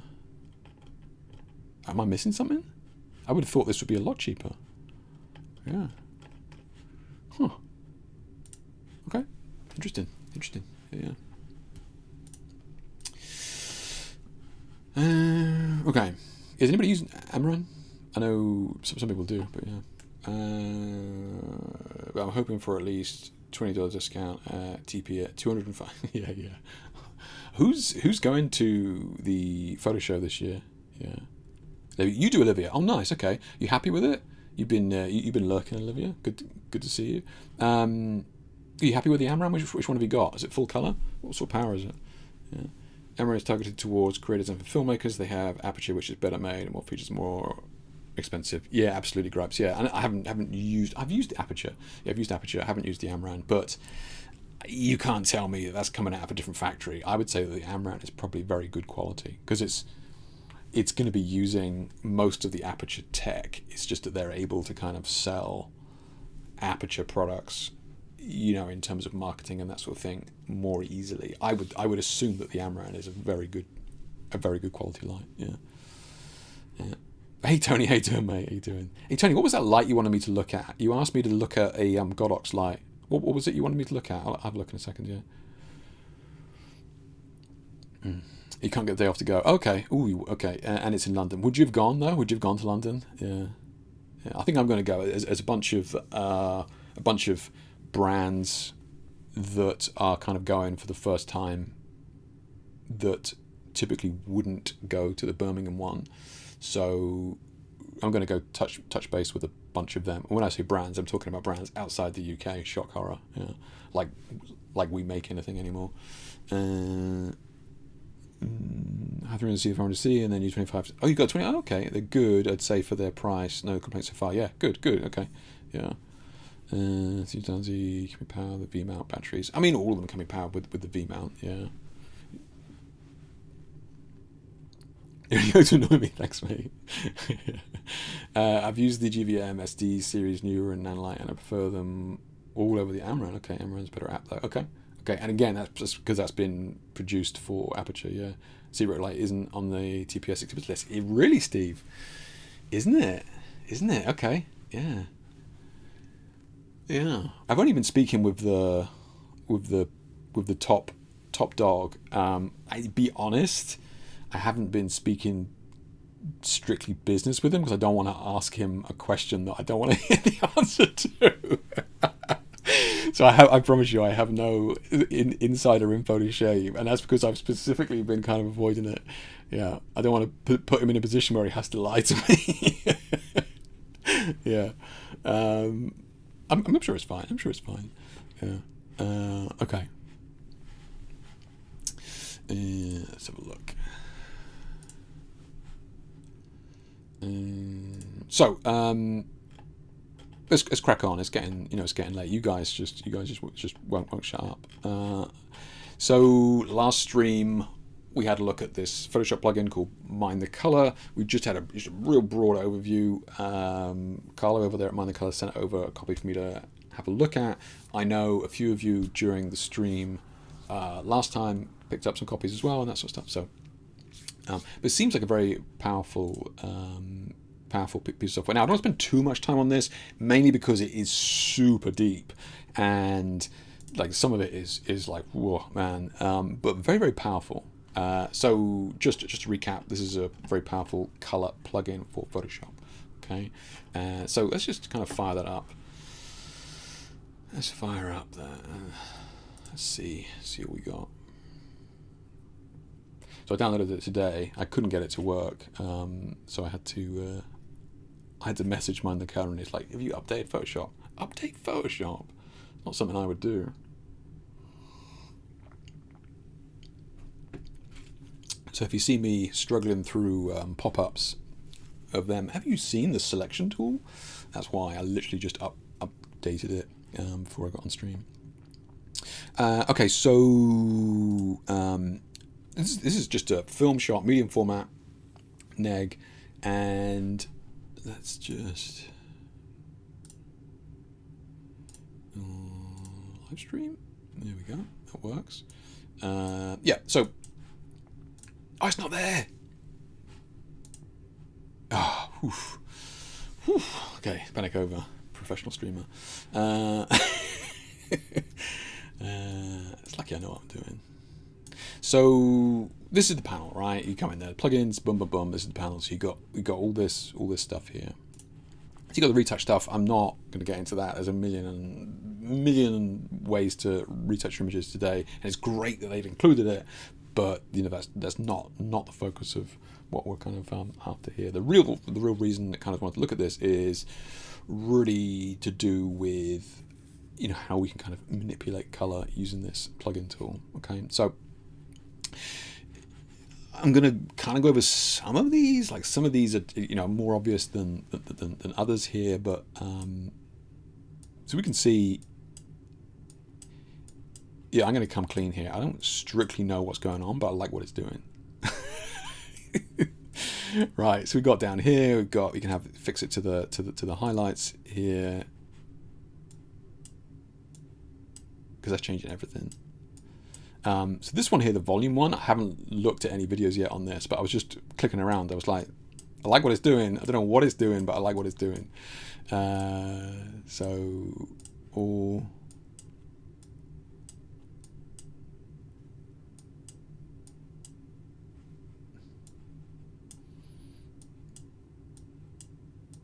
Yeah, what is that doing? That's just. It's clever. Anyway, so you got that.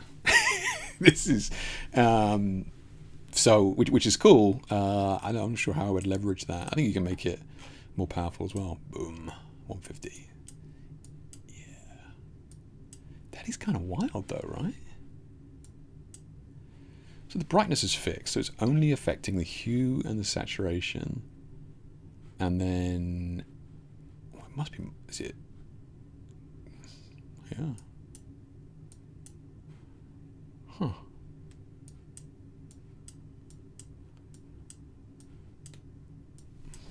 I mean, if you didn't want to think, I mean, you could do worse than just come in here and click around there and just export that. I mean, that's not bad, is it?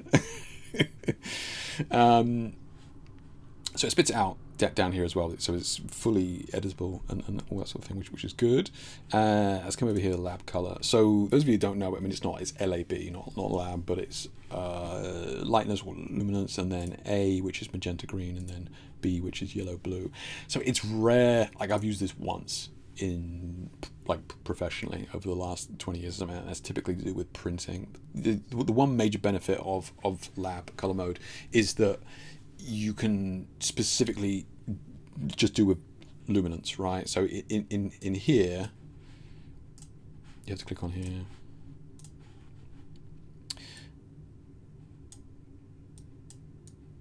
You're just dealing with luminance, it's not affecting the color, right? So there's one thing straight away. You can't click on this unless I'm missing something. You have to kind of come in here, click on there, boom, and that gives you the point. So there's like 3 or 4 extra clicks there, but not the end of the world, right? You right click and it deletes it straight away, and then we've got the magenta again. We've got to come in here. You've got the magenta green.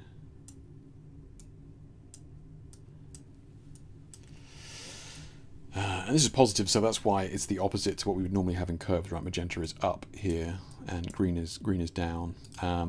Same with yellow blue. So here, blue will be down, I think, and yellow will be up.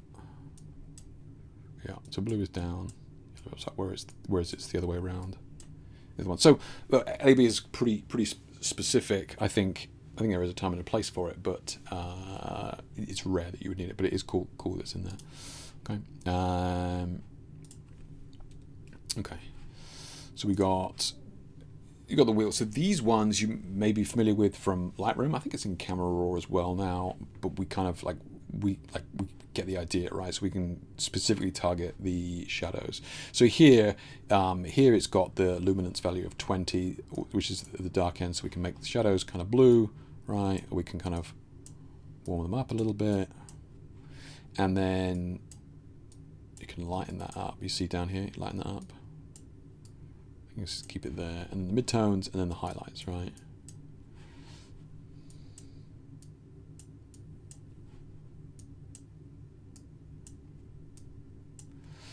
This is what you used to in camera and that sort of thing. So what you see is what you get there. Nothing crazy, right? It all makes sense. Yeah.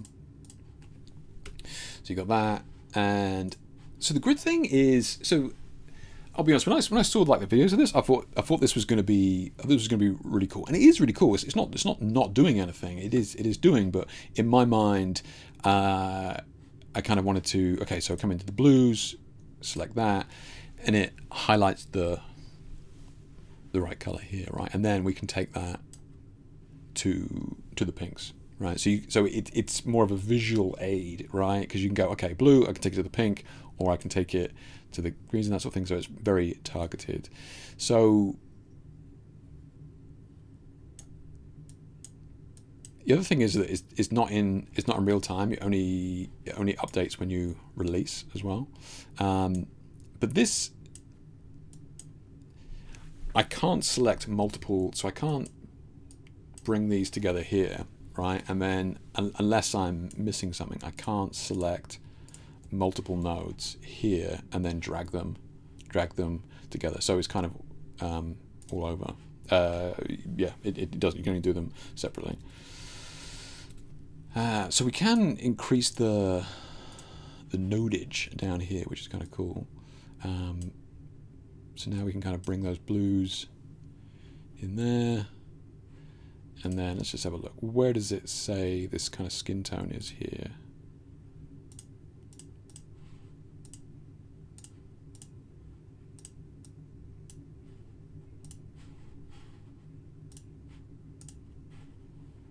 It's kind of crazy that, yeah, there we go. Okay. So we can warm up that skin tone. And there's more saturation out here, right? Towards the outside, it's more saturation, that sort of thing. So, look, I think this is fine, and it does do what I thought it was going to do. It's just I don't think I just wanted to grab a bunch of a bunch of nodes and grab them around. I couldn't really do that. So look, I think this is fun, but it's maybe not something that I'm going to use. Yeah. Again, we've got a similar thing here to what we had back here, right? In the we can kind of select the, what do we got here? The highlights, shadows. So let's come down here to the shadows. So we can add some saturation to the shadows, and we can kind of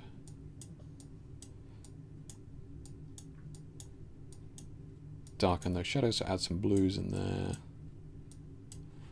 right? And then add some of those to the highlights, and then we can kind of bring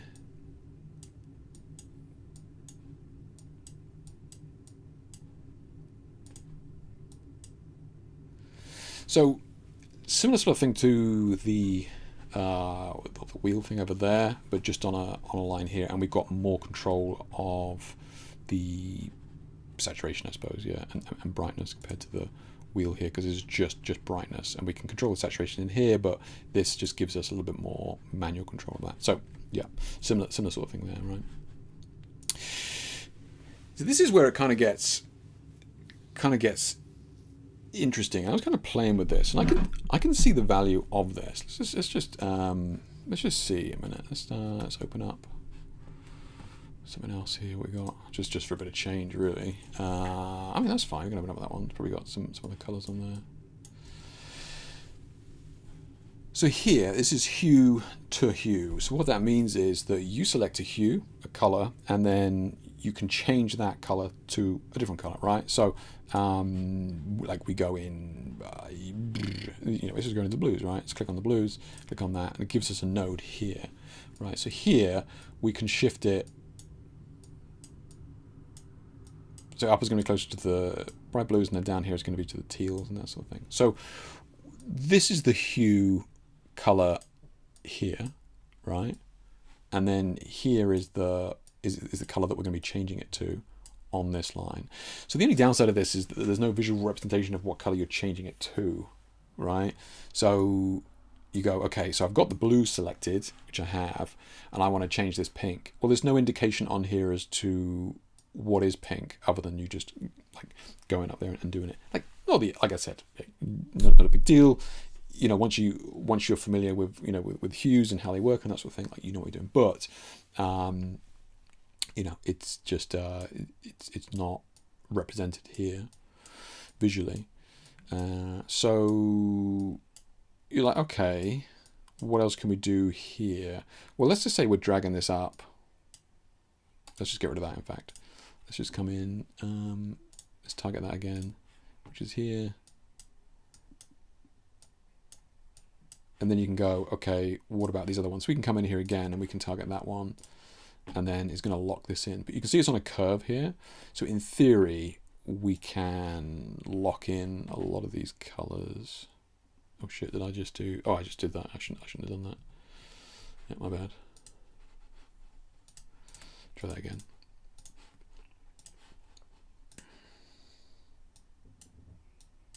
I just pressed plus, which just created a new layer. I should have just hit this, and it does it automatically. So here it locks it, right? So it brings it back down to where it was. So here we can kind of strictly target just that color without it affecting these. And same, you can just keep adding them here.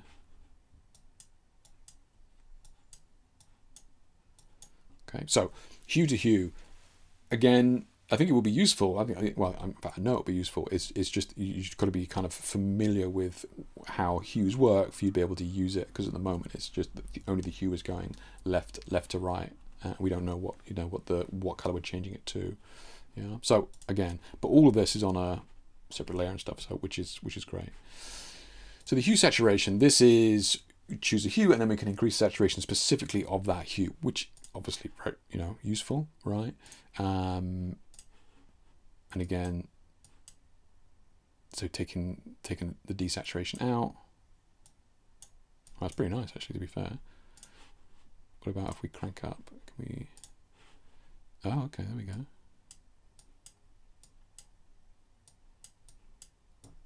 So taking the saturation out of the blue, and then we can see I've just cranked up the like the oranges and stuff here. Okay, so Again, saturation up and down, and as long as you're keeping them in there.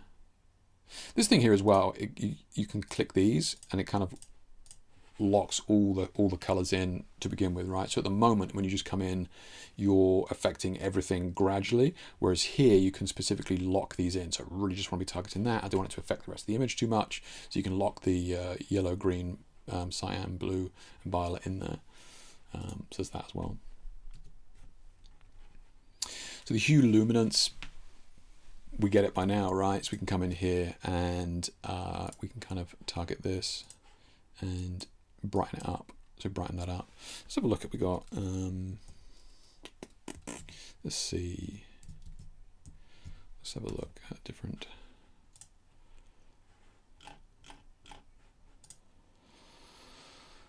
Yeah, let's grab a bit like that. So a bright image like that. Have you got any questions in there? Let's have a look.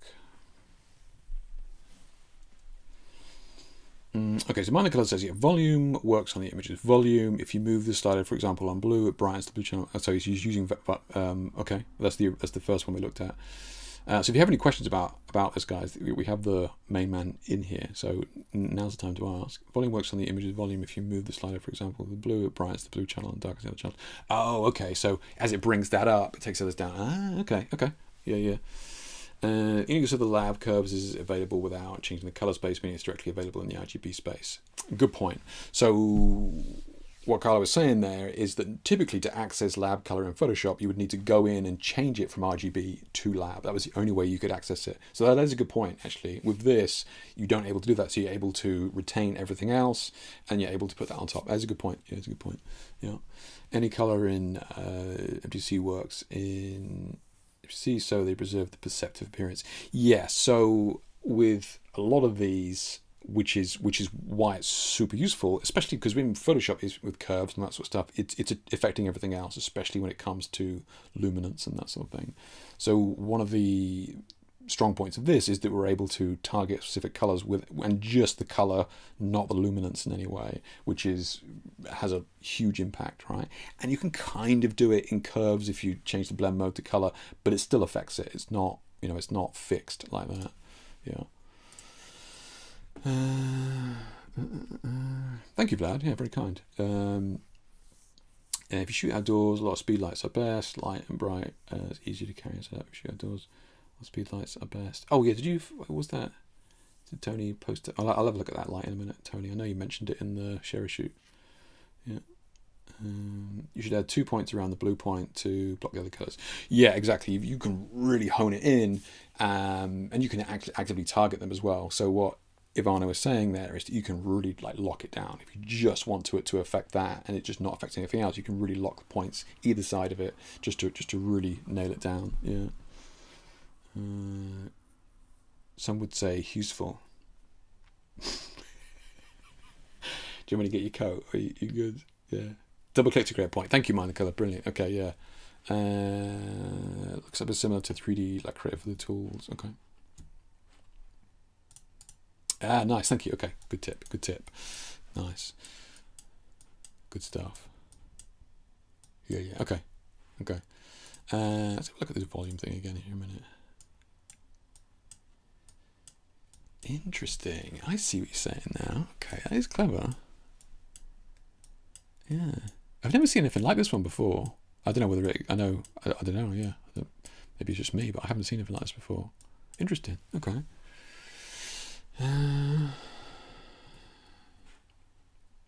Luminance. Oh, we're going to do, yeah, so we got that image here.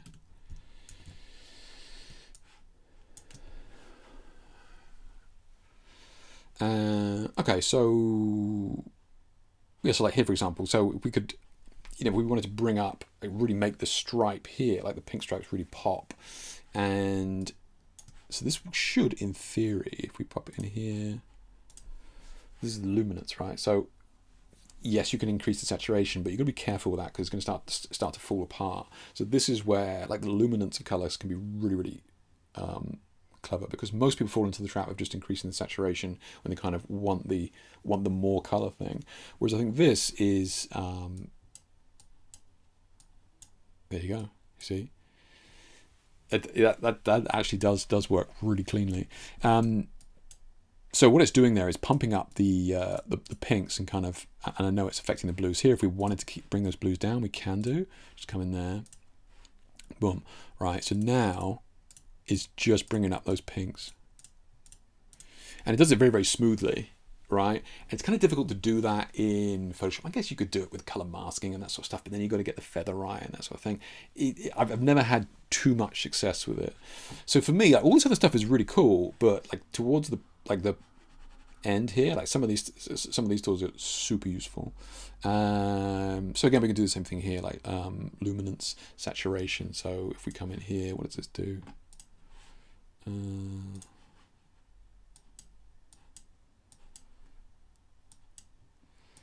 So so what this is doing is you're selecting a brightness, a bright point. It's not looking at the color in any way. So all the same values. So if we just open up here, for example, right? So if we're looking at so this is H is hue, S is saturation, B is brightness. So what this is doing here is, if we, can I look at that?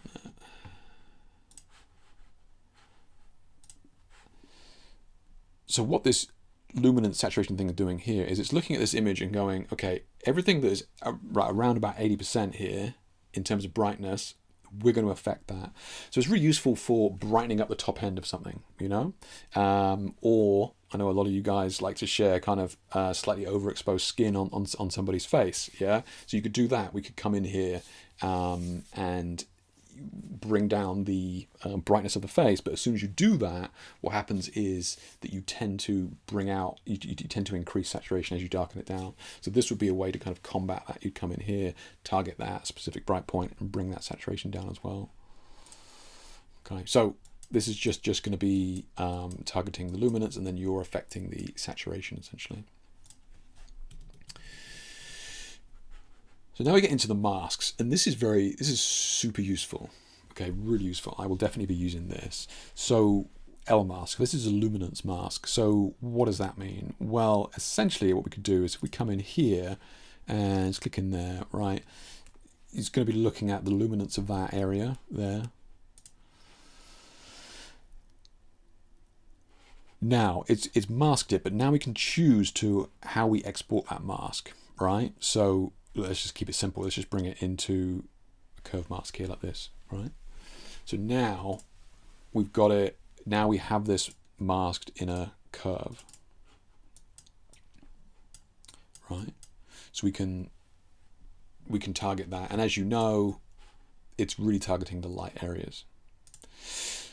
So you go, okay, Jake, I could kind of maybe do that with apply image, right? Like, isn't that what apply image does? Yeah, you could come in here. You could come in here. What we go, image, apply image, and then boom, yeah, and that's going to do the same thing, right? The issue with that is it's really difficult to kind of manipulate that mask to go, I really just want the highlights. I do not want anything else. It's really difficult to target that because at the moment we have other stuff selected. So let's close that for a second. Let's come back here. Let's come to luminance mask. So let's reset this and let's try this again then. So let's come in here. We want to target this stripe here. Right, cool. Okay. And let's bring that up a bit. Okay. And now let's come in here. You start to see what's going on there now? Like maybe we want to come down here as well. I don't think it'll be, yeah, it could be there as well. There. So what's really happening here is that it's locking everything else off, right? So I can increase the contrast of this mask, right? So now when I export the curves, I have that same contrasty mask. So now it means that when I come in here and adjust this, it's really targeting exactly what I want, or the luminance. And we've just spoken about why luminance is important in color. It's not always the best way to increase the color of an image. It's not always through saturation. A lot of times it's going to be through your brightness of that color. So this is actually a really good way. See how it kind of like makes it look like we're making that pop with color. We're not affecting the color, but we are increasing the brightness of the pinks here because we've just locked off those pinks with that mask. So this I will definitely be using, because it was a pain in the ass to kind of do it with a play image, and then you have to come in and kind of manhandle that mask afterwards, or you kind of create a fake curve before you apply the image and then delete the curve afterwards. It's not very easy to control. Whereas this is actually very, super useful, right? So that's your luminance mask. T mask. What does T stand for? What's the T mask? I know what the S mask is. We know what this is. So those come in here, saturation mask, right? So we kind of know what's going to happen here, don't we? No. Did I have something else selected? What's this doing? Oh, interesting. Okay. And that gives you that mask. Oh, okay.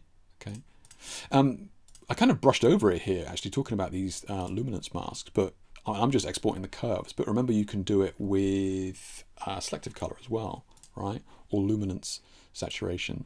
So the luminance mask here, so you can do it with selective color, or black and white, or color balance, and that sort of thing. So, and you can just export that mask straight into that layer, which is really cool.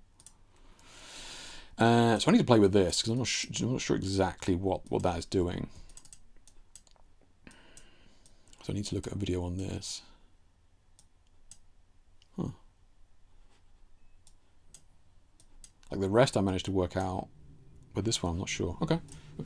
And then lastly we have the, for the nerds, if you want this vector scope, right? So is giving you a vector scope of the of the colors in here as well, right? And you got your waveforms of all the colors, luminance waveform. Interesting. Yeah, that green down there.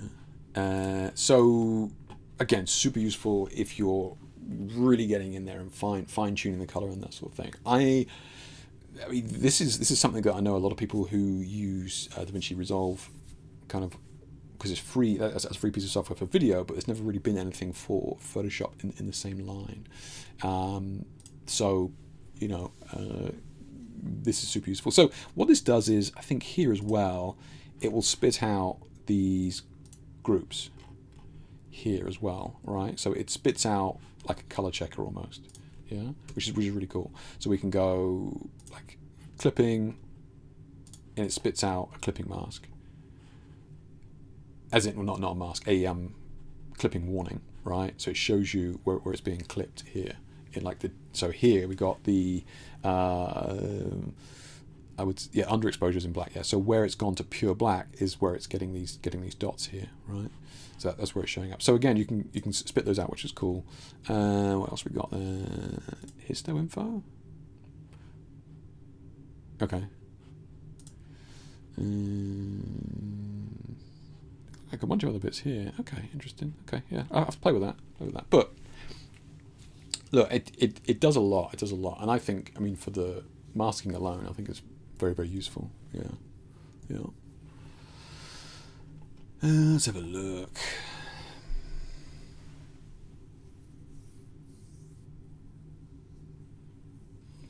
Website discount code. you have to ask them. You'd have to ask them for a discount code. I don't have one yet. In Lumasat, if you drop the ends a bit, will you get a more film-like look? I'm doing that with well. In the Lumasat, let's have a look.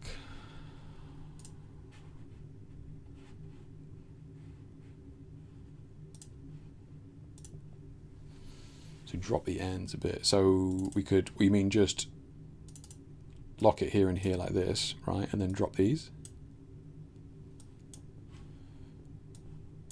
Maybe that's not a great image to try it on. This one.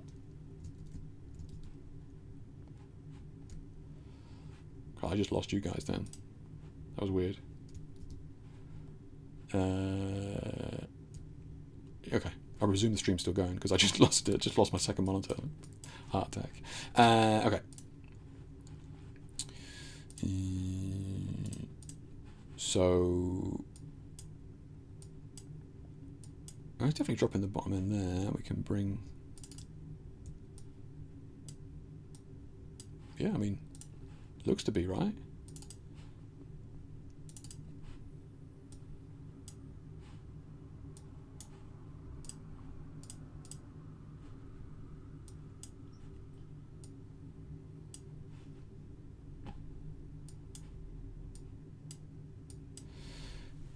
It's pretty. I mean, it seems pretty smooth. I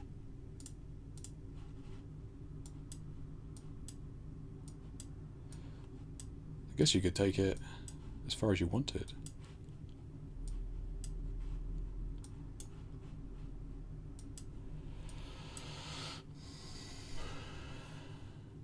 Yeah.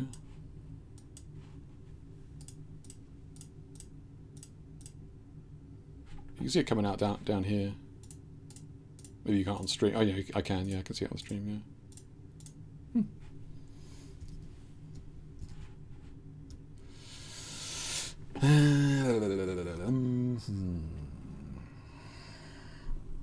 Perfect image for skin tones tool. Yeah, that's true. Yeah, especially with film, right, on medium format film as well, right? Yeah. Tool on the panels are quite similar to the ones you find in DaVinci. Okay, Vaughn. Okay, so I've never used DaVinci Resolve, so that's why I'm just totally ignorant to it. Yeah, but that is good to know. So anybody who's already familiar with DaVinci Resolve, there you go. Yeah, it's already familiar there.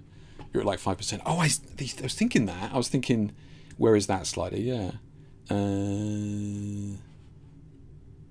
did you see that 5%?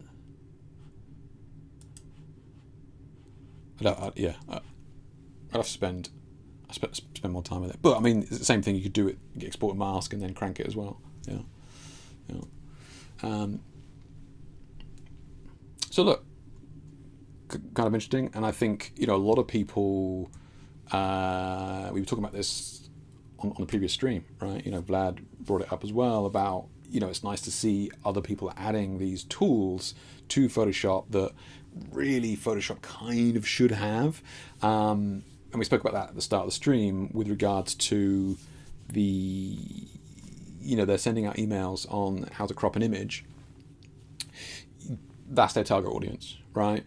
And I think that, as a, it's great that people like Carlo and that are out there making these plugins, because for, there's a smaller percentage of us who are looking to get in there and really start to get into the weeds a little bit. Adobe are not really interested in doing that. And they've kind of shown that for many, many years. They're kind of focused on making the UI more, iPad friendly and all that shit. And it's like that's not good for us, right? So it's great that we have these tools available to us, with these plugins. I think it's cool that that it's there. And look, what I've spent like an hour with it. You're kind of playing around with it. So it's not. Christ, I can't possibly get in there at all. It is usable very, very, very quickly. So hats off to you guys for making it. Yeah, it's good stuff. Yeah.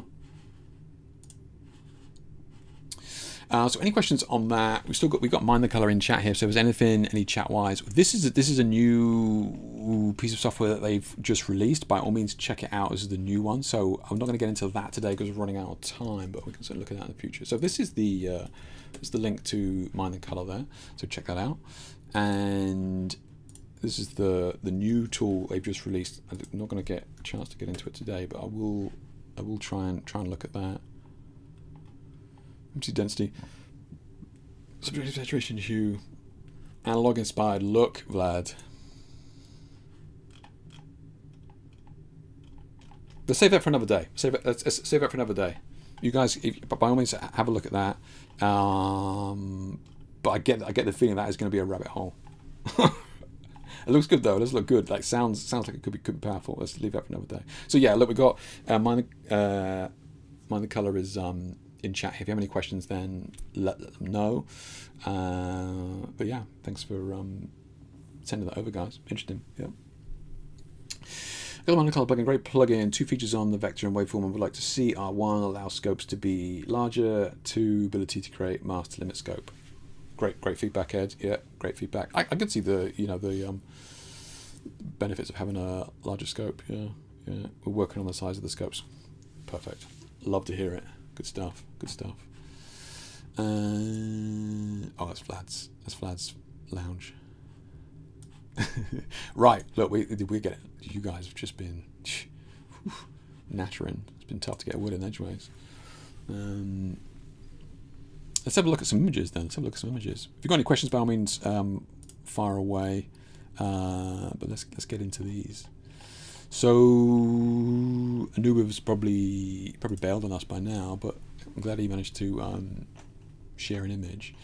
So Fuji with one Pavo tube and one Pavo bulb BTS. Ah, that's what it is above. Okay. Nice. And he's just got the setup there, which is basically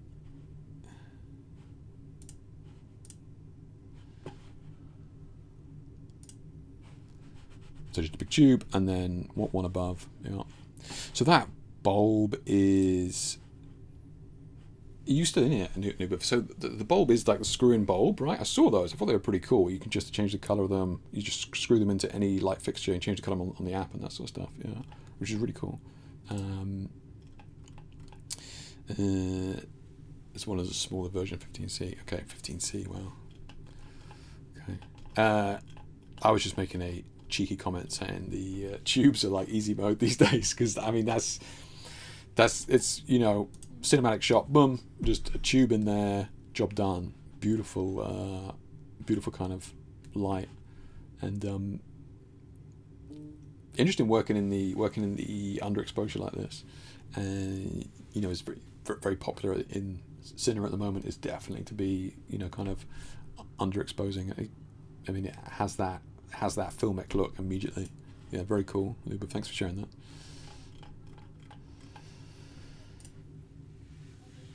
Right, hey Jake, super late again. Yeah, I shot this on occasion with LEDs trying to expand my comfort level. I like the idea of glasses overhead to add context and let folks know that is a bar, but the brightness bothers me. No, you're right. I don't know. There's lots of things going on here. So, composition wise, she's like right in the middle, right? So, why is that? We don't like, because you wanted to keep the glasses in. Is my guess. I probably would have got those from off her head and just maybe put them over her shoulder there. But your kind of response about brightness is absolutely right. Yeah, it is. It's definitely an issue, right?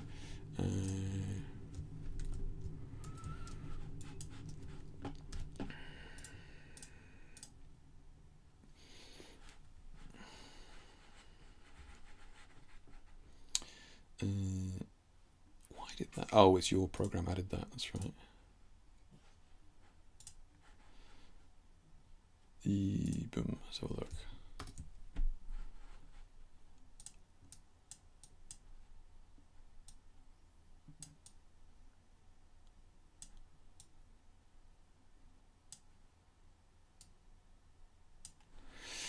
So crude, I know, but like our eyes are drawn up there, right? Our eyes are drawn up to the glasses, which is what we don't want. So we got to knock them back. Yeah, we absolutely have to. And for me, I think anything hanging over somebody's head like this in a portrait is typically a no-go, unless you're shooting at f1.2 or something like that. This is just yeah. This is going to be more distracting rather than storytelling. So I think you're right. I like the idea of the storytelling aspect. I maybe would have kind of, maybe come around a little bit, maybe put the glasses on the shelf behind her. We can already see we got this decanter here. Maybe get some, maybe get the glasses down there so they're not so dominating. And yeah,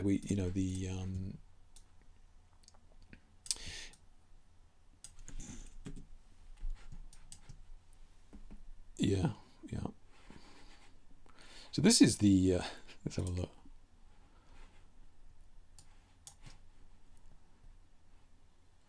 Hue to hue, hue to sat, luminance mask.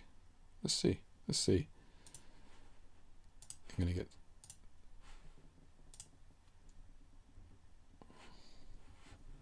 And then...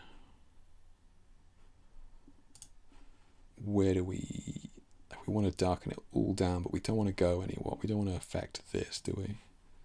So where is that? It's way down there. Okay.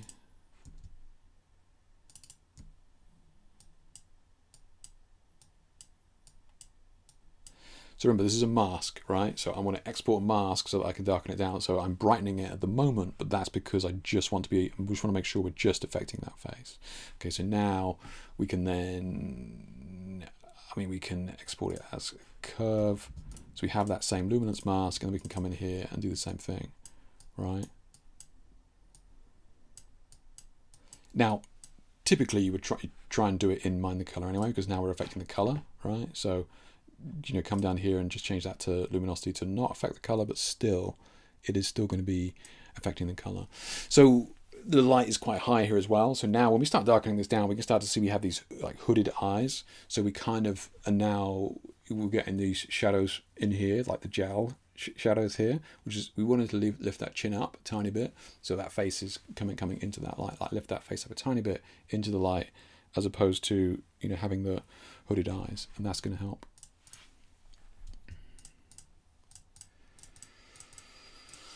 Because we can see as soon as we start darkening it down, now the eye bags come out, and we start to see this here as well. So like this overexposure of our key lights is hiding a myriad of problems that we should have fixed on the day, right? So and this, if this was maybe correctly exposed at the time, we could have maybe seen that as well. So just be mindful of that exposure, because that skin is very, very bright, like super bright. So just and if we bring that in, we can start to see that it's now bringing out all these other issues that we maybe okay, let's bring that chin up. We can lose those eye bags instantly. Yeah.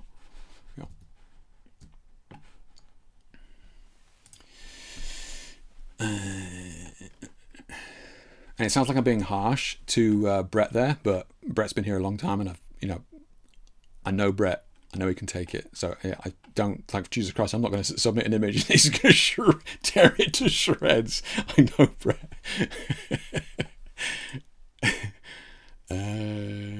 Eduardo, I had a blue background and 4 stripes. Okay, so he's using a blue colorama. So blue gel, camera left with gridded strip box. Okay, red gel, camera right with gridded strip box slightly below eye level. Okay, yeah, the red came out a bit hotter than I would have desired. Okay, I can see you trying to darken it down maybe in post, Ed. Is that because now, because we can start to see we're losing data here, so we got this color is clumping up, and that is typical of darkening color down after the fact.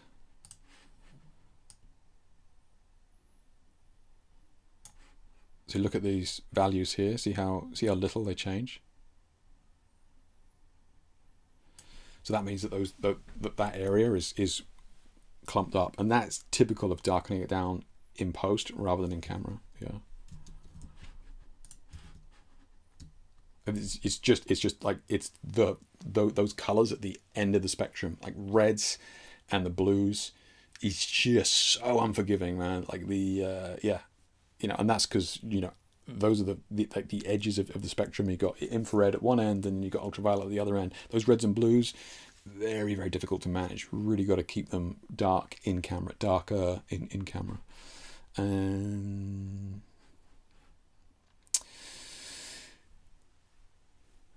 White slightly to camera left, of center, optical spot for projecting pattern on the back. Okay, on a different version of the picture, I used the MCC plugin and used the Hugo saturate just to red. Nice. Okay, and that's and it's very, very difficult to kind of avoid that with those colors just because the data isn't there. Yeah, but I do kind of love the pattern that you've got on the background. You have this kind of abstract shape going on back there, which I think works.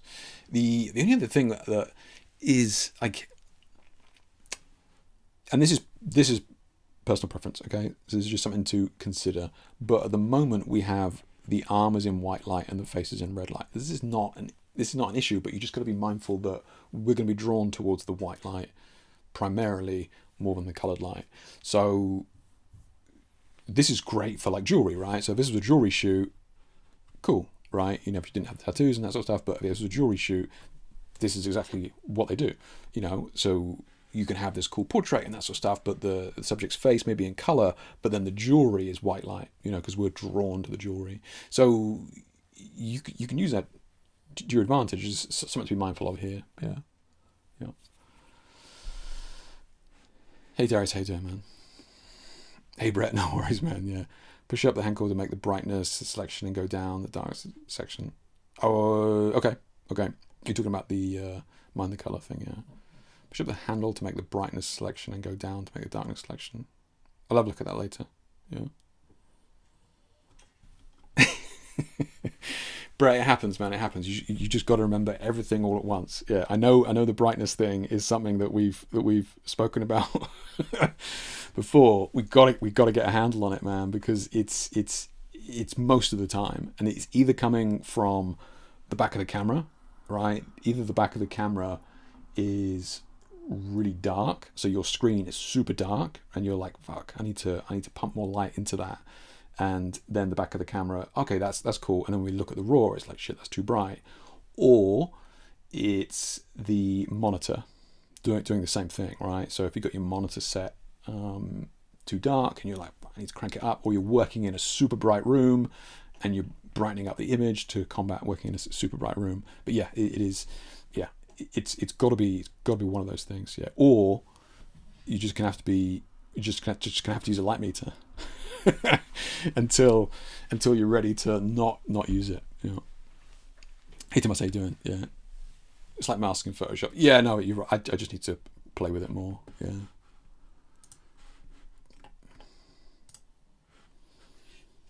A couple of strobes, no gels. Hey Wibbly, this is cool though. This is cool. Yeah. You know, again with the colors. Interested to see what this does here, because like we got a lot of blues in here, right?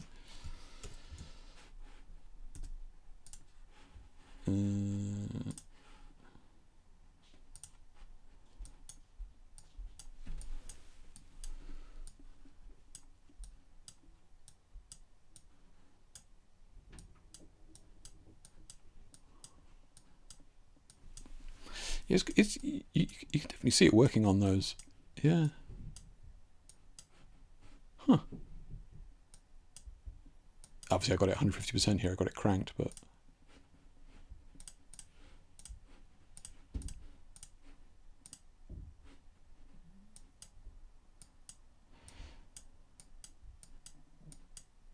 it's kind of nice punching it out like that. That's kind of cool. Yeah.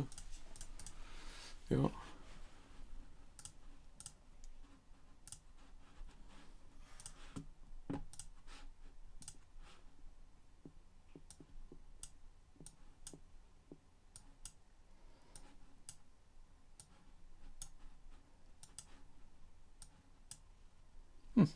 Yeah. Good stuff. No gels. It's crazy. It's crazy. Yeah. Is this background, because you've got these wrinkles in it? Sometimes it happens if you're not storing it stood upright. So if you're storing it on the ground, if you have a rolled up background and you're storing it on the ground, it's like you have the circle and then it sags into an oval when it's lying on the ground. This is what can create these really annoying channels in the backdrop. So I don't know that's what's happening here, but that's what it looks like. So just double check you're not storing that background just flat on the floor. If you can store it upright, that's the best. Yeah.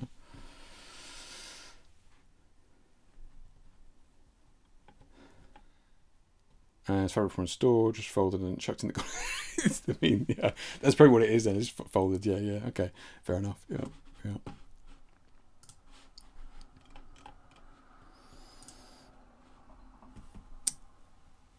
So what Jamie's doing here? Okay, so what Jamie's doing here is he's using. What was your original image, Jamie? Because yours was, or is your original on the left? And you, oh, I see. This is your original on the left, and then you're using Evoto's AI color match to target the colors, to kind of change the colors. Interesting. Okay, so this is your image here. So it was originally orange and teal. You've given it this as a baseline. Interesting. Okay. Yeah, it's like. Interesting, yeah. Okay, so it's really only affected the color. It's done a good job not to change your contrast in any way. Yeah. you hear my wife back? I don't know what she's making, bashing steak or something out there. The Invoto skin retouch, man, that's crazy. Yeah. Okay. Yeah. Interesting. Clever idea though. Yeah.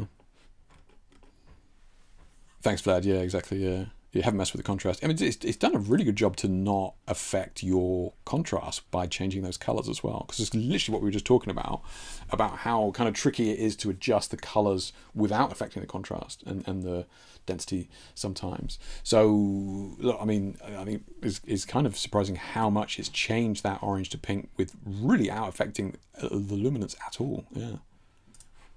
Yeah.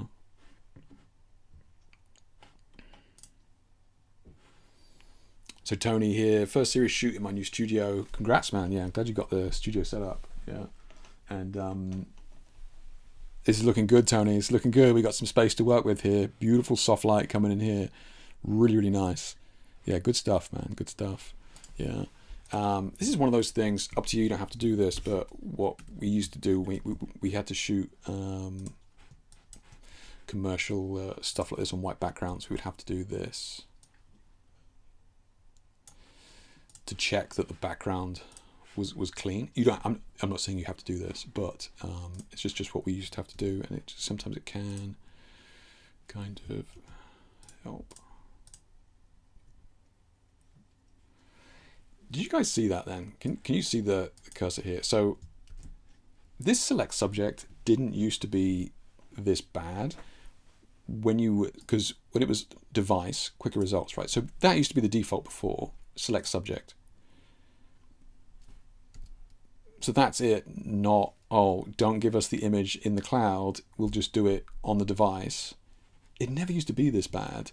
And this is tinfoil hat, I know, but now always like you have to have that in, like you have to use the cloud one. Oh, it's like, yeah, it's perfect every time from the cloud. So annoying.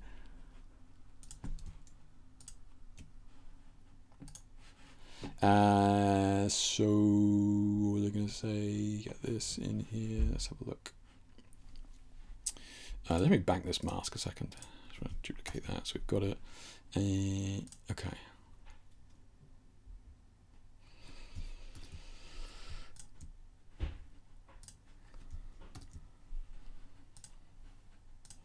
So with this on now, we can come over here with our with our dodge tool, change the range to highlights, and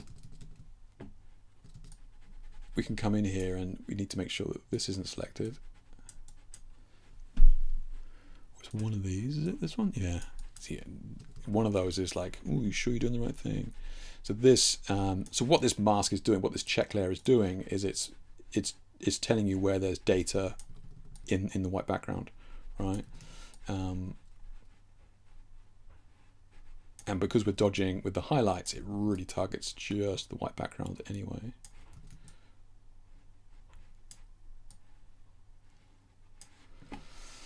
So when you turn it off, you have this beautiful, clean white background, and this is useful. Jamie, I'm sure you'll know this for printing as well, because if you don't do that and you send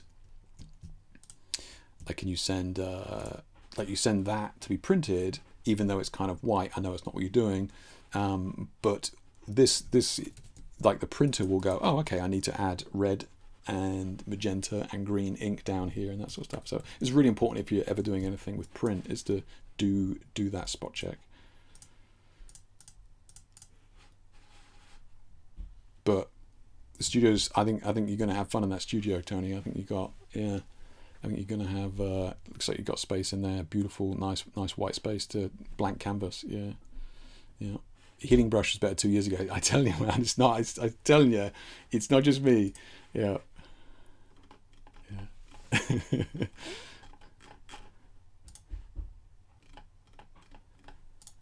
So Matt here. So Matt says, sorry for messaging you on your day off the other day, Jake. I'm really proud of this one. You're good. Gel strip boxes either side of the bottle, fake ice as the embers lit from a gel speed lit from below, and a souped up vape for the smoke. Nice. Okay. Okay, so this is, we kind of spoke about this a moment ago with Ed, right? And this is the same thing that's kind of happening here with these reds and oranges. And we're kind of losing data in here because of the brightness, okay? Now, this is one of the times where we need to be kind of mindful of the tech that we're using and the limitations of the tech that we're using. And we need to go, okay, we're shooting at the edge of the spectrum here. We're shooting in the reds or we're shooting in the blues. We've got to be careful with how we maintain the data here. And this is one of those instances where if I'm shooting this, I'm always going to be shooting under. Maybe one stop, maybe even more than that under. Now, it's easier to bring out this texture of the smoke and stuff in post than it is at the moment, because at the moment we have lost a little bit of data here in the in the final image because that color is starting to clip, right? So when we're shooting this at the time, okay, we're in the reds, underexpose it, right? We just, and you're not doing anything wrong, or it's not your camera's bad or anything like that, or the gel's crap. Like it's the limitations of the tech that we're at when we're kind of cranking these colors with digital.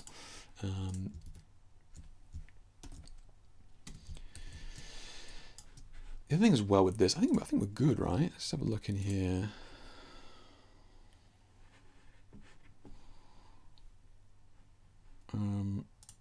Okay, thanks.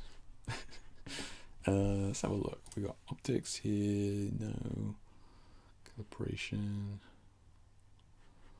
Where is it? What's the blurring? Optics is the differential. Where's the straight and stuff? Oh, it's here, is it? It's here now. Okay. So let's have a look here. So we can come in here. Let's just use this.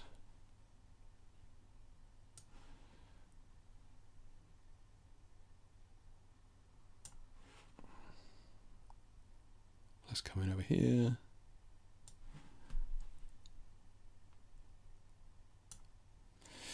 Just going to straighten it out. And is this flat at the top of this bottle?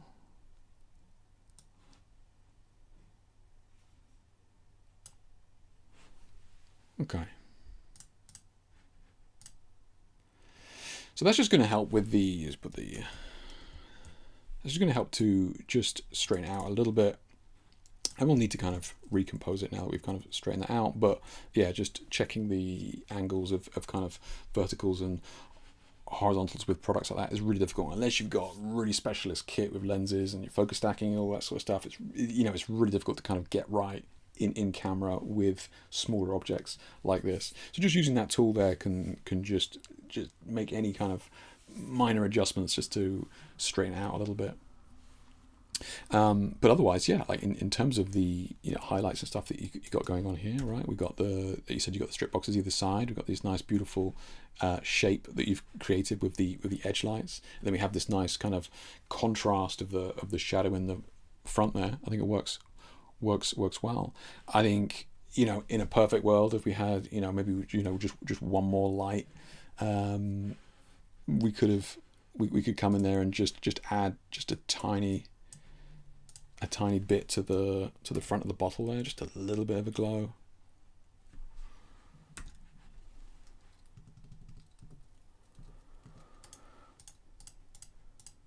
Just to really kind of get us looking where we need to be looking, right? Because it's very, very bright down here, and we don't want to be looking down there. We're going to be looking at the bottle. So again, this is one of those instances where we want to be mindful of this brightness.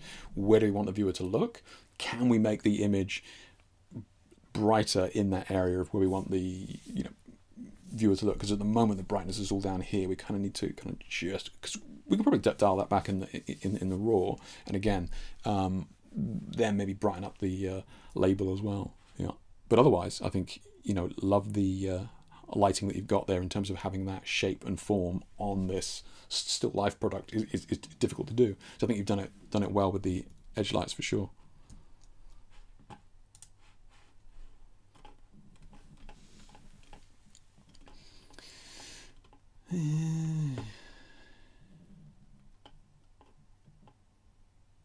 I was reading the comments there. Yeah, there's a hidden brush in the settings. Yeah, I mean a lot of the old tools are in there. You just have to do a magic workaround for it. Yeah.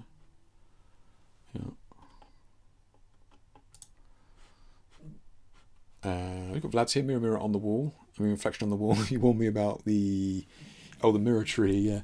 Yeah. But I think I might just jump headfirst into the topic and plan to make a long form video about mirrors. So be interested to hear your setups that you've used mirrors in the past. It feels like one of those things cinematographers take full advantage of. Photographers don't use enough. I think so what Vlad's talking about here, unless he's added it here. Here we go. Okay. So it'd be easier to see that. I saw the video earlier on, so we can see here he's got the mirror off to the side there. What he's doing, he's firing a light into the mirror, and then that's actually illuminating on the back wall, right? So there's a couple of things that you go, well, you could just hide a light behind you. You could do that, or you could, or you could have a snoot or something like that. But using mirrors has a lot of uses, and I presume what Vlad's doing here is he's using that light to do two jobs, as far as I can tell, right? So it's catching him and it's lighting the background, so he's able to get you're able to get like 3 lights out of. Yeah, that's right. I am reading that right. Yeah. So this light here is also the light on the background, Vlad. Is that right? But so mirrors can be super useful for that. Oh no, it's not letting you. Okay, I can see it there. Yeah. So I have used mirrors a lot in the past, and they're really useful for gels, which is not what you're talking about. But I don't think there are old images now, but I don't think I've got any current ones on here. I mean, technically that's a mirror shot, but I'm not using it the way that you're using it. They also have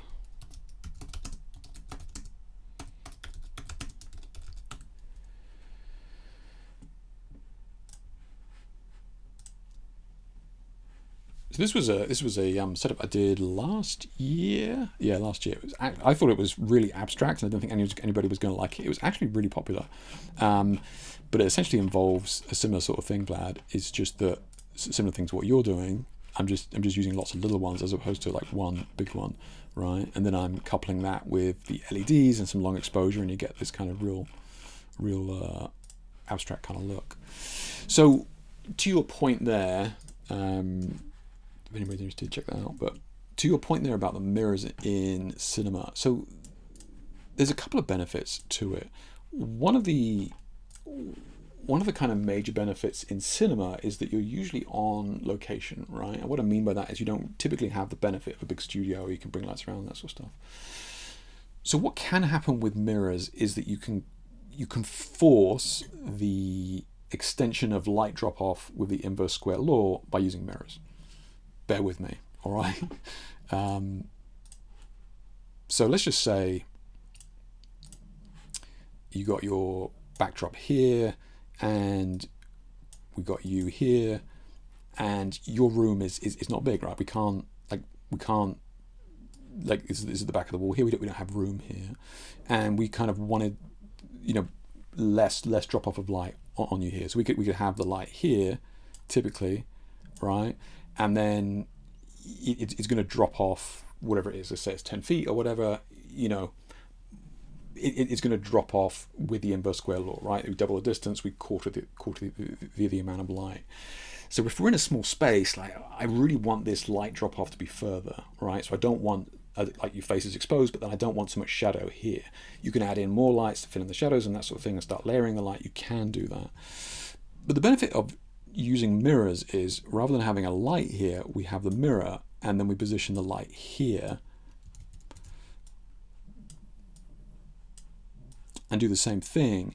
So now the light is traveling twice the distance, which now means that we can extend the inverse square law and we can affect the drop off, which is very useful in small spaces, right? Like working in a home studio and that sort of stuff, or on a film and that sort of thing. We can kind of trick the lighting so that it's not as contrasty, and we can kind of extend that drop off.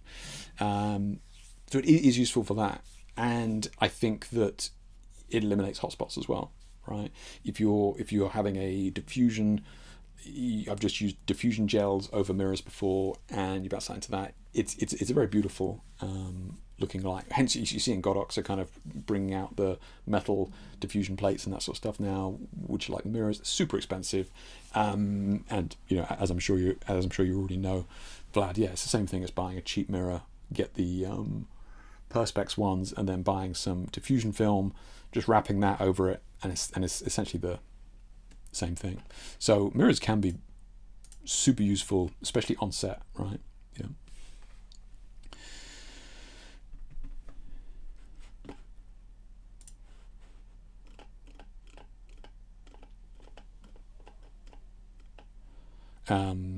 Just grab this link. Check out Vlad's setup there. Oh, he does it every time. I always forget.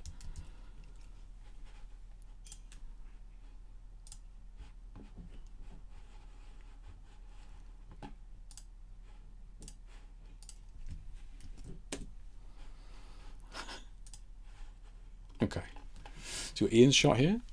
AJ had it down through the studio last week. I went for this as one setup. Okay, 4 light setup, 2 strips, Octa's key, and bare bulb on the white sweep. There's one setup, 4 light setup, 2 strips, Octa's key. So is this the highlight here on the body? Is this the key? And then we got the strips here with the orange.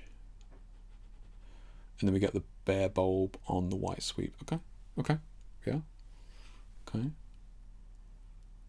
This is cool, man. Yeah, it's cool. Yeah, I think I like the idea. I just smooth out this transition down here to make it more graphic, which I think would be cool with the logo. But yeah, okay. Bare bulb, hey, with the white sweep. Interesting. Okay, so where was that then? Is it hidden behind her? Like, have you kind of removed the stand here? Was the bare bulb kind of just pointed at the wall and then spreading everywhere? Kind of cool. Yeah. Will the shape of the mirror be saved even with a lot of distance, or will it end up being blurred out? Good question. I think usually Vlad, if you want to show them, I think Vlad's done setups in the past where he's put masking tape over the mirror. So I think you can make it sharp. I don't use it like that, but you can make it sharp. I know Vlad's done setups where he's put masking tape over the mirror, like grids and that sort of stuff, and I think he's managed to get the grids out, yeah. So like he says, the quality of the mirror is what matters to keep the shape, make sure it's actually glass. Okay, there you go. Okay, so you're saying like any deviation in it over that distance, it's just going to spread it, yeah. GGL blue and Toro strips on the floor, camera right. Oh, on the floor. Okay, so that pink is on the floor. Okay. I mean, it saves the edit, right? Yeah, and then you just kind of fill in the details afterwards. Okay. Why the socks? I got to ask. Is it just like I can't be bothered to paint the color armor afterwards, or like the cove afterwards? So keep your socks on, or what? Yeah. Out of the slight white glow behind your post. Fair enough, Ian. Yeah, fair enough. Yeah, that's fine. Yeah. That Velcro keeps sticking to me.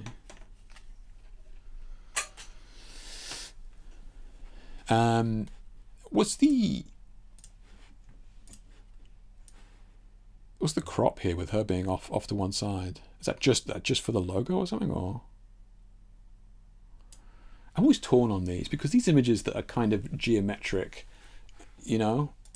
what I mean by that is like the triangle shots, these triangle shots. I'm always wary of composition of those as to whether the symmetry needs to be, But just a thought,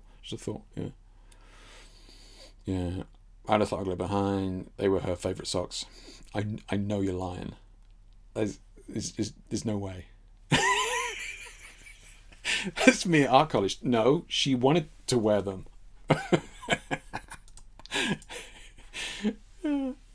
Also, from my experience, any kind of light modifier except a classic snoot will get a double reflection and weirdness. Yeah. I tried to position his body center. Or better. Oh no, I just meant because the images, she's not in the middle,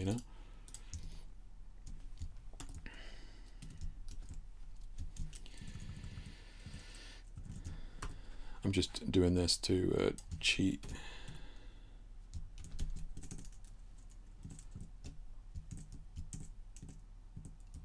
Yeah, so yours was off to the side, that's all.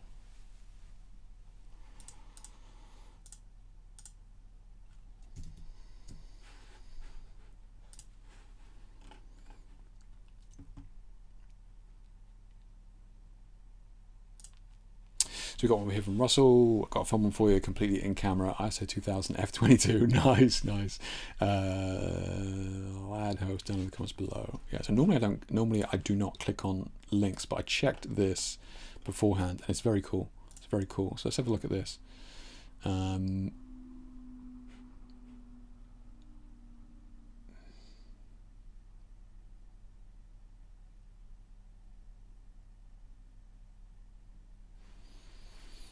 So multiple exposures, one shot.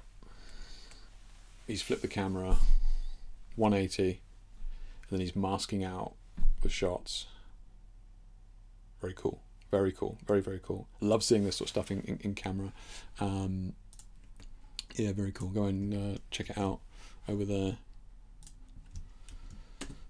Good job. Good job, man. Yeah. So this is, you know,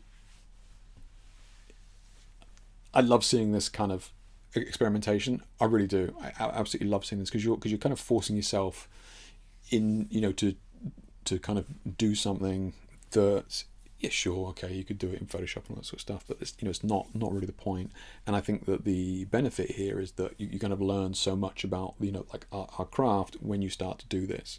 So, you know, and you know, I'm sure you can see on Russell's profile there that, you know, other things will spawn off of that, right? He'll try out other things, which just doesn't happen when you just do it in Photoshop. So I think it's very, very impressive to see this being done, and I love the like the idea behind it, the fact that you create the mask and you really, like, you know, thought it out, because there's a lot, you know, there's a bunch of steps there. Very, very cool, Russell. Yeah, thank you for showing that one. Yeah, love seeing that. Reds and blues as well. All right, you just need to watch the exposure on this blue. Red is good. Just bring this exposure down.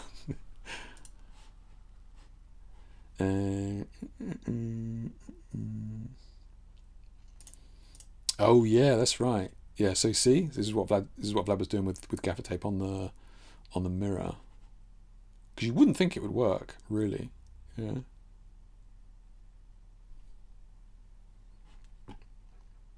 Pretty cool, right? I mean, that's pretty legit. That plant is so famous. So yeah, pretty cool. Yeah, where we go? Where are we? Back here. Image from Chris here. I absolutely love this. It's so good. Gorgeous, gorgeous colors. Like you guys know, I'm a fan of these kind of softer tones. I know Chris, you know, have spoken one-to-one. We've done, you know, online workshop stuff in the past, but it's awesome to see this stuff come together. It's beautiful, soft colors, which is, you know, harder to do than it looks. This is really good, Chris. Yeah, love seeing this. Really, really cool. Yeah, good stuff, man. Good stuff. All coming together now. James says, "What I have at the moment, currently delving through last year's shoot for the bloody book, as there's still loads of images that have a lot of potential. A 120 octobox behind." Oh, okay. 90 octoboxes key, silver reflectors either side, edited mostly in Evoto and Photoshop. Being Evoto whilst we're on the stream. Oh yeah. So this is nice, Jimmy. I think a lot of people, when they use a softbox behind, it's just absolutely nukes it. This is not offensive, you know. Sorry, let me rephrase that. This is good. This is good. No, what I meant was, it's, you know, like if it's too bright back there, it can be overpowering, right? And I think that when you look at this, you don't go, "Oh, there's a softbox behind there," right? So I think it's done well. It's good. Yeah, it's good. And again, you know, just keeping that chin up sometimes can help. But beautiful work. Yeah, yeah. You got a lot of shots out of that Sophie shoot, man. Yeah, it's good stuff. Yeah. Russell is a trustworthy legend. You know him, do you, Ian? Is he always doing stuff like that? Yeah, I haven't seen much of his work. I need to have a look at his profile. I saw he had a bunch of interesting stuff on there. Yeah, yeah. Trustworthy legend. Nice. Yeah.